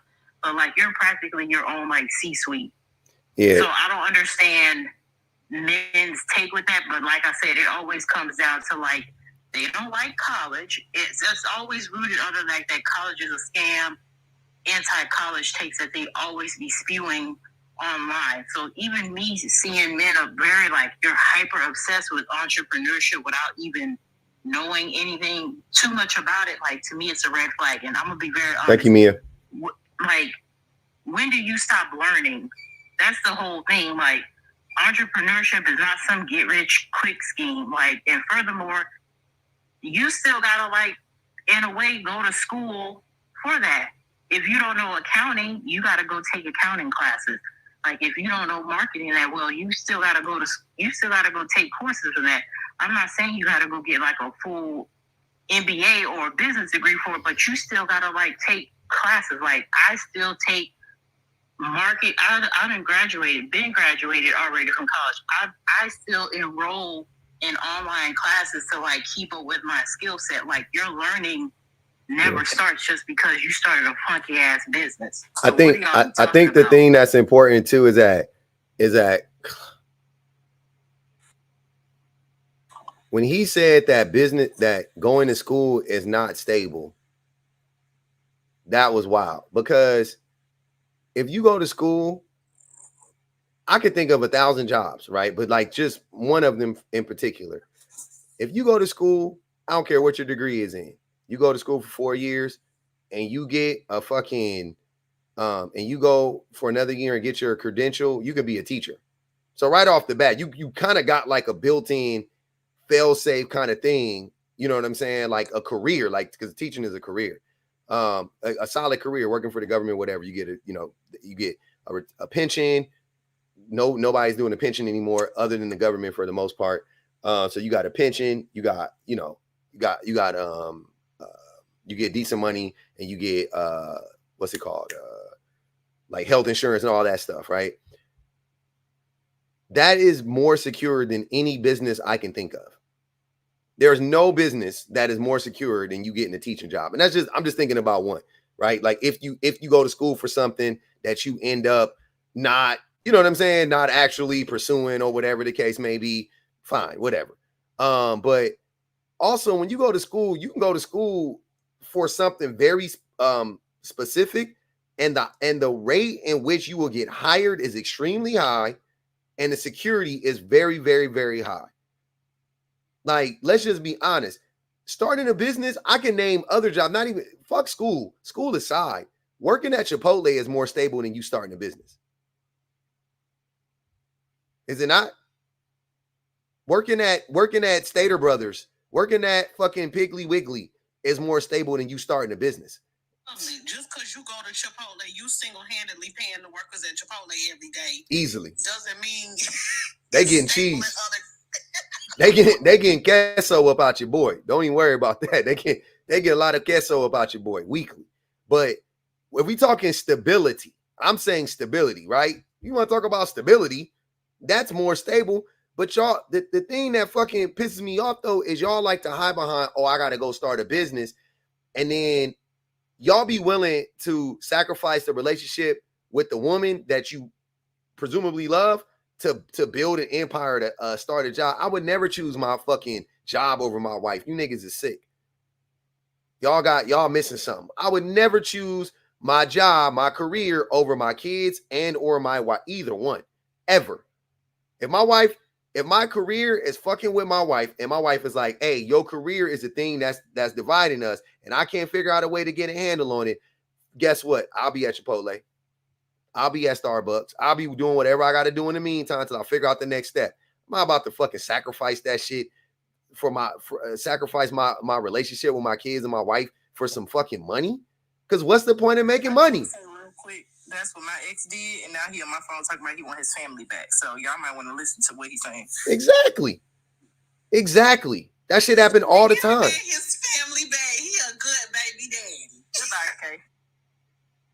I want my family back. Gotta be the most bark-worthy line, other than what Kay just said or Shani just said about Jasmine. When she talking about, I wash my man's feet. Like, that gave me the ultimate ick more than anything any man has ever said. Pick me, make my skin crawl. Like, washing his feet, like, what the? Disgusting.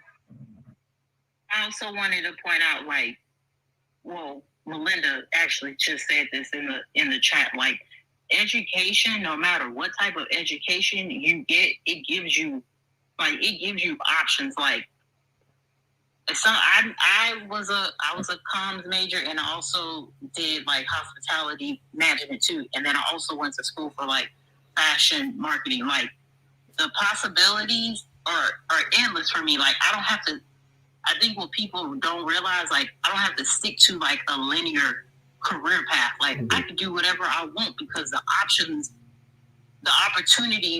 are there, and I don't think people realize that when y'all be like trying to talk down on college. Like they do. You don't have to stick to like this linear career path. Like I don't know if people know what like a multi-hyphenate is. It's like people that got like multiple interests and they're like good at many things. Like that's kind of becoming the norm now. Like being a multi-hyphenate, like you don't have to stick to like this linear career path. To me, that's boring. Anyways, like I know how to do like many different things. Like just the possibilities are like endless. Like you don't have to like just stick to some like linear career path because that's what like corporate America or what society tells you that's what you need to do. Like you can do whatever you want.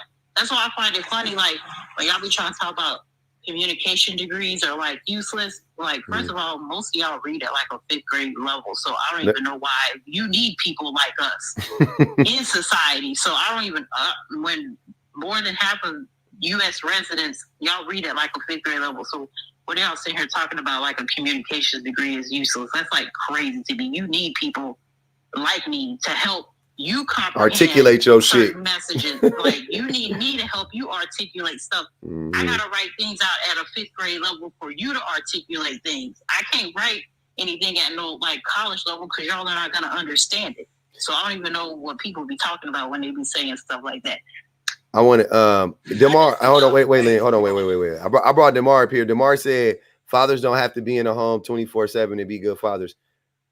Who said that fathers do have to be in a home 24/7 to be good fathers, DeMar? Well, I don't understand the relevancy of that statement. Oh, no, half the prompt was kind of cut off, so I was kind of generalizing the prompt before I could read the whole thing. So forgive me for that. Yeah, you're good. Based upon the pictures and what I've heard through social media the past few weeks or so, it's kind of the stigma of men glorifying wanting to have kids, but not really wanting to be there to support them. Yeah, which I completely disagree with. A man should want and feel the need to be there for his young one, but now we're at a point where it's really trying to find that balance of how much of an influence a father has in terms of it correlating to how often he needs to be in the home at the same time. How often does a mother need to be in the home? How often does the mother have to be in the home? Yeah. I've never honestly, let me think about the question.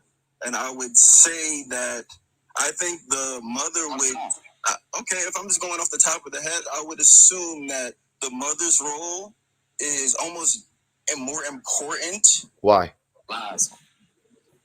In the sense of, I don't know, because I'm coming from the perspective of the motherly nature of a woman, and her ability to care and nurture is so superior to men. Who told you that?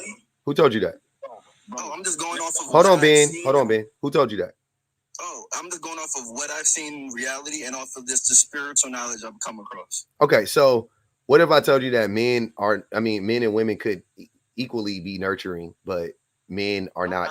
They're not taught to be nurturing. I believe that's a possibility, but I just feel like women's battery can just hold more power. So basically, so wait, hold on, Ben. So wait, you have a man operating at 100% efficiency of love and catering, and you have a woman operating at 100% capacity. I feel like she can hold more capacity, so naturally she is able to do more. What else do you feel like women are better than men at? I would say spiritually, I think women are naturally spiritually more. No, not spiritually. Real world shit. What are women actually better at? Yeah, I'm curious. Man, I honestly think we're on the equal playing field. Anything a man can do, a woman can also do. Okay, so let me get this straight. Everything else we're equal, but conveniently, when it comes to rearing a child, women are naturally better than men. You don't think that that's odd? You don't find that to be suspicious? I don't find it to be suspicious because that's what time has shown me. It hasn't though. Yes, it has. It hasn't. What time has shown me is men are conditioned to not be nurturing, and women are, and men abandon children, and men neglect children, and women don't as much as men do, not nearly as much. That's what time has shown me. Yeah, not naturally. It ain't got nothing to do with nature. It's just. I feel you, but just off of that statement alone, that you've seen that men are more willing to just say "F this, I'm out," and women are more inclined to just want to be there. That says that is a testimony to them being, more nurturing. But it's not nurturing, and it's not nature. That's that's my point. Nurturing, that's a play on words. Yeah, I feel you. But no, totally different things. Totally different things. Nurturing and nature are different things. Yes, 100%. So it's not a play on words. It's literally two different things. And the reason why I feel like what you're saying is funny to me is because you're trying to make the case that men don't need to be in the home. But the only reason why you can even say that is because women are in the home more than men are. So you're putting the burden on the woman. Am I correct? But not both people can't be in the home. One person has to go out. One person should be more in the home. Who told you that? Who told you that? Who told you that? It's what my reality and history has shown me that led to the highest success rate. What is the high? What do you mean by the highest success rate? Based on what metric? Success and in terms of two people coming together and achieving it has to be balanced to it.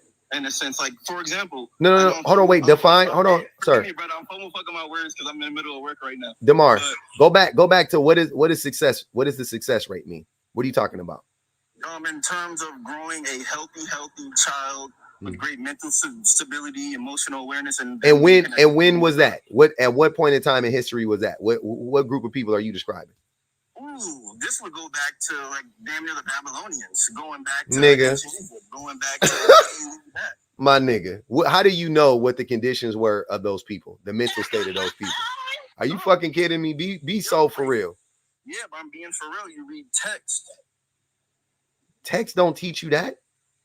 Yes, if you read, there are certain texts, not textbooks, but literature on your history to understand how. Man, the anti-intellectualism is. Let me chime in for a second. Hold on, let DeMar finish his thought, man. He at work. I got to get him while he up here. Go ahead, DeMar. We listen.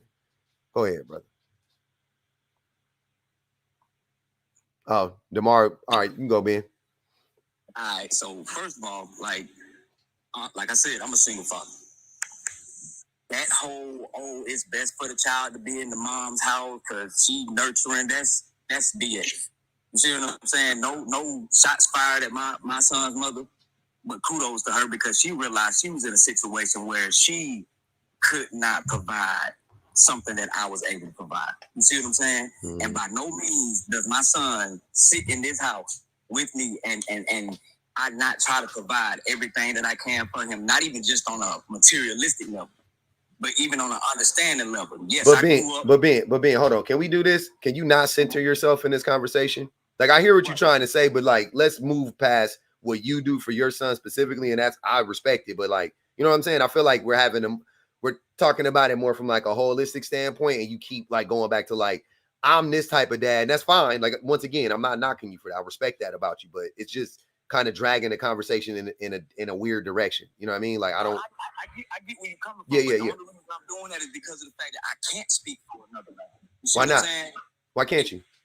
Because I'm not in that man's situation. You can't speak. You can, but I'm not asking you to speak for another man, but you can speak about men in general as a class, as a group. You can. Okay. Most certainly you can. Just like you can speak on women or whatever, how you perceive it to be. So your point ultimately is no, it's whoever is the best fit parent to take care. That's what I'm saying. And everybody will rock with that. Everybody will. We all agree with that. There are men out here that can absolutely do, and not just men, all of us are capable of doing it. It's a choice. Yeah.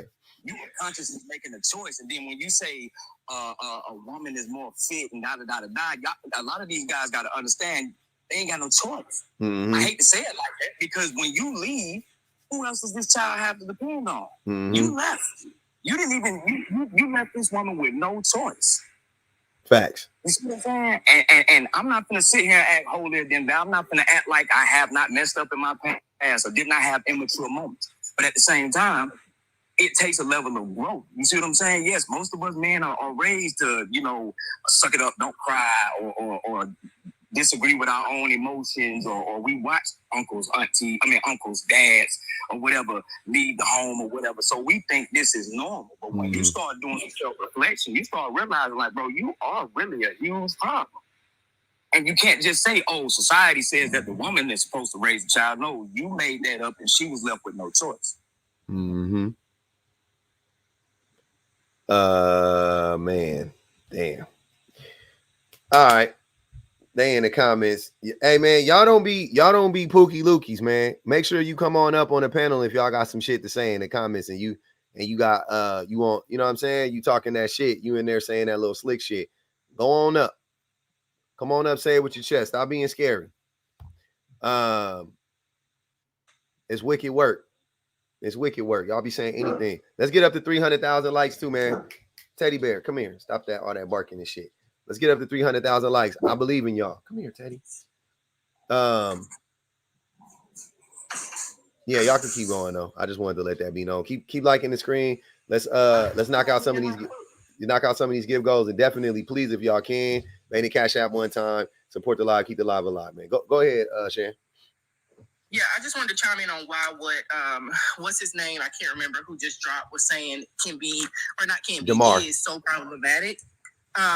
When they say that like women are naturally, more nurturing, or women are naturally more inclined or able to take care of the children, even if they think they're giving us a compliment, because they say it in that way, they think that they're like giving us our kudos. They're not.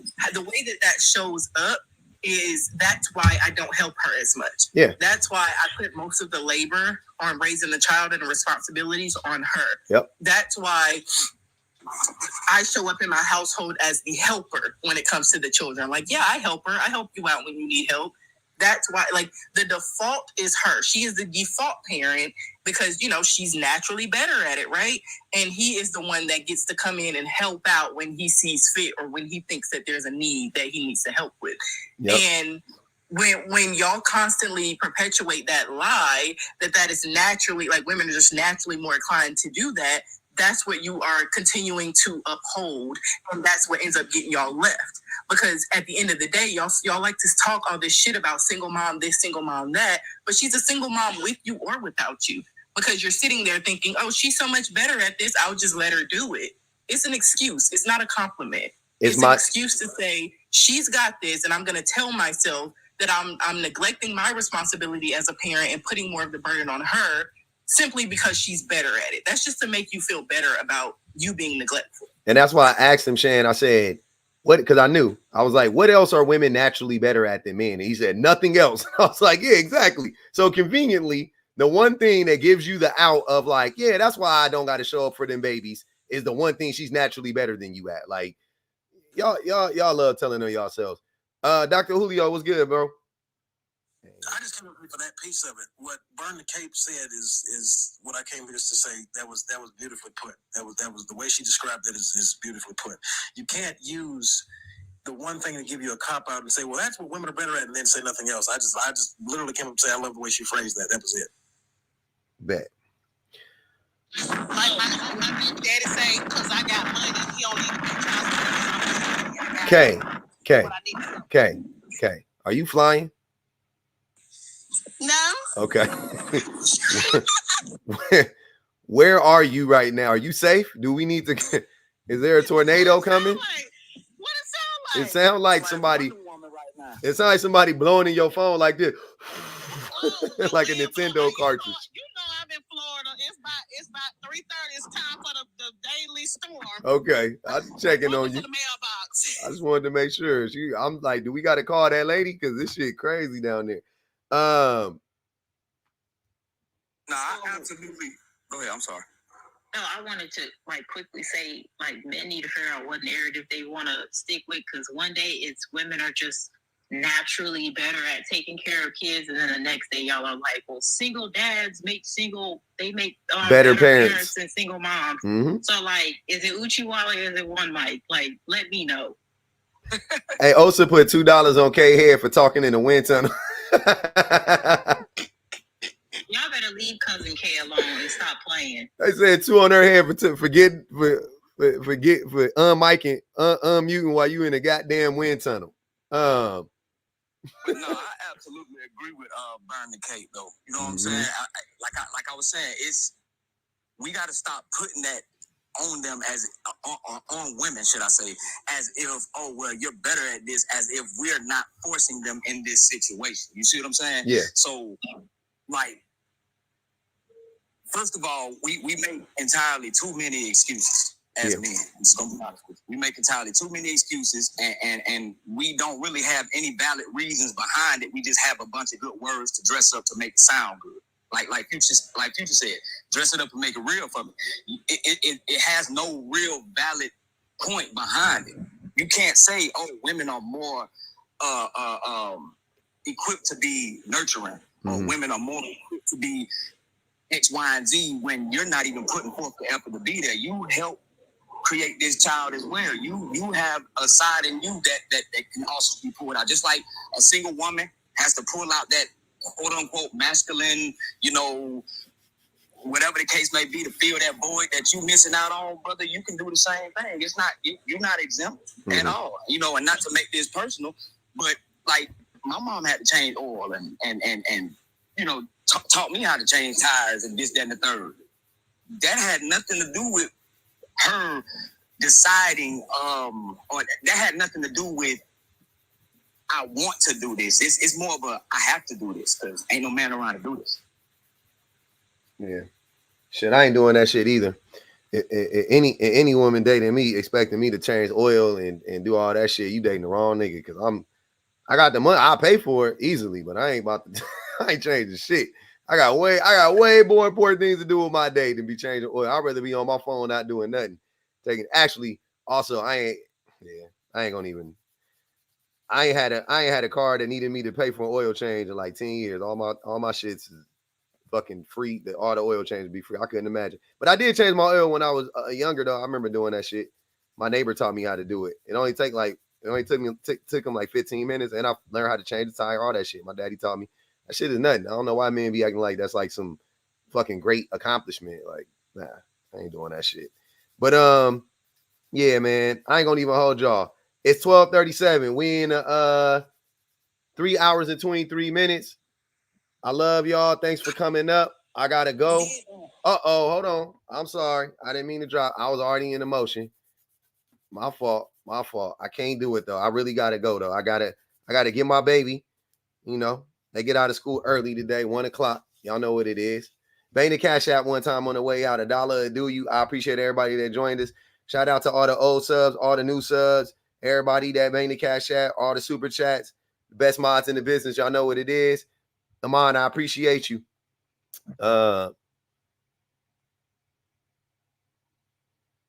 Thank you very much. Black Sheep, Happy, Erica, Guava Clouds, Tawana, Lady Rindy, Honk Honk, Moto, Trentrella, Miss Chrissy Baby, My Name Is Not Girl, Vani, Mimani, Mixtress, Monica, Elroy TV, Allie. Hold on. I missed Allie's. Why all the niggas say, watch this though, and proceeds to say, Nathan, I be waiting for y'all to really give me something, and it don't be nothing but dust. Oh man, they be chomping at the bit. They be chomping at the bit to say a little bit of nothing. Evie, Courtney J. Also, I appreciate y'all. Thank you, Samantha. Count your motherfucking days. Sick of your spontaneously dropping us. Hey man, when you get ready to leave the party, I don't be wanting to stick around and talk to niggas on the way. I got to go. I got shit I got to do. I really got to leave. I got to be on time to pick these babies up. I cannot be late. It's the first day. Y'all don't even know. I already done had so much drama today. Dropping my kids off at school. The bus came 10 minutes late, almost made me late dropping off my other baby. Then my baby couldn't get on the bus because he didn't have his bus aid, because he has a bus aid on the bus with him. So I had to drop my other son off and then get my other son with that, wasn't on the bus. Now I got to pick them both up. Then they called me while I was on live to come back up to my son's school to drop off some clothes for this motherfucker because something happened to him. Yeah, he had something happen to him at school. So yeah, already I done had an eventful day with these little motherfuckers.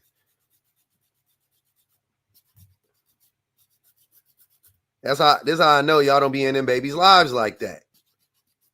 These niggas just yapping. You don't gotta be there 24/7, but you do. But you do. You do, gentlemen. You do gotta be there 24/7. I'm on call at all times. They call me, I'll be the one. I pick up my babies when the teachers call, I do that shit 80% of the time. I'll be the one to go pick them up from school. I'll be the one to stay with them when they sick. That's me. Yeah. You got to be with them 24. You got to be with them, man. I don't know what the fuck y'all want. You got to be with them 24/7. Real parents on standby all the time, Allie. All the time. That's why yeah, man. Y'all be telling on yourselves for real. Every time we had these lives, y'all be telling on yourselves, talking about the man don't got to be there all the time. We do. We do.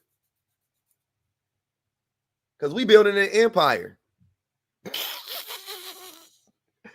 I got to help my wife so that we can keep building our empire.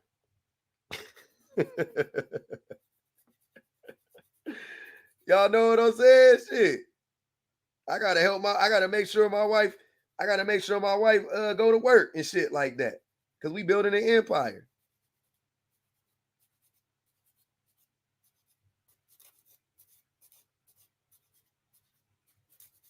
So somebody got to stay home with these babies. Somebody got to be here with them.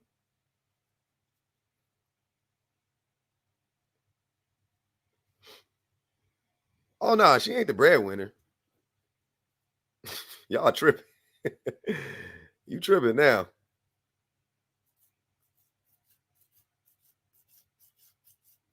But you got to, you know what I'm saying?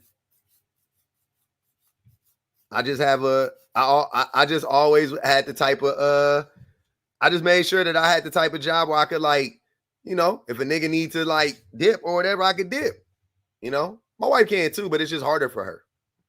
It's harder for her, so I do it when I do it more than she does. That's all it is. Yeah, we definitely share the love, but we both get to the bag though. Don't get it twisted. Oh, don't get it twisted.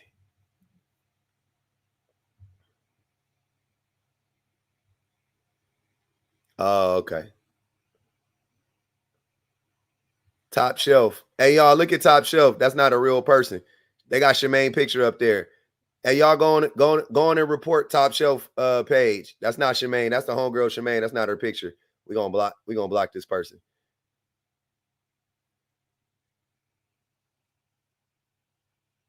Tranisha, I appreciate you. She said the algorithm brought me here. New sub. Salute.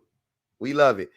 Hey, but like I said, we outro, man. I'm trying to file down my nails right now so I could paint my shit later on today. I need to paint my nails at some point in time this week. Y'all done clown me and said I needed to feel. Here we go. And congrats to you and your wife and the children. Thank you, Tree. Yeah. Hiding behind fake pages is wild. I would never understand it. I do got a little burner though. I don't be in there tapping. Do lilac? I might do lilac. It's about to be lilac is a very it's a fall, spring color, either one. Yes. And football about to start. But hey, salute to y'all on the YouTubes. Love y'all.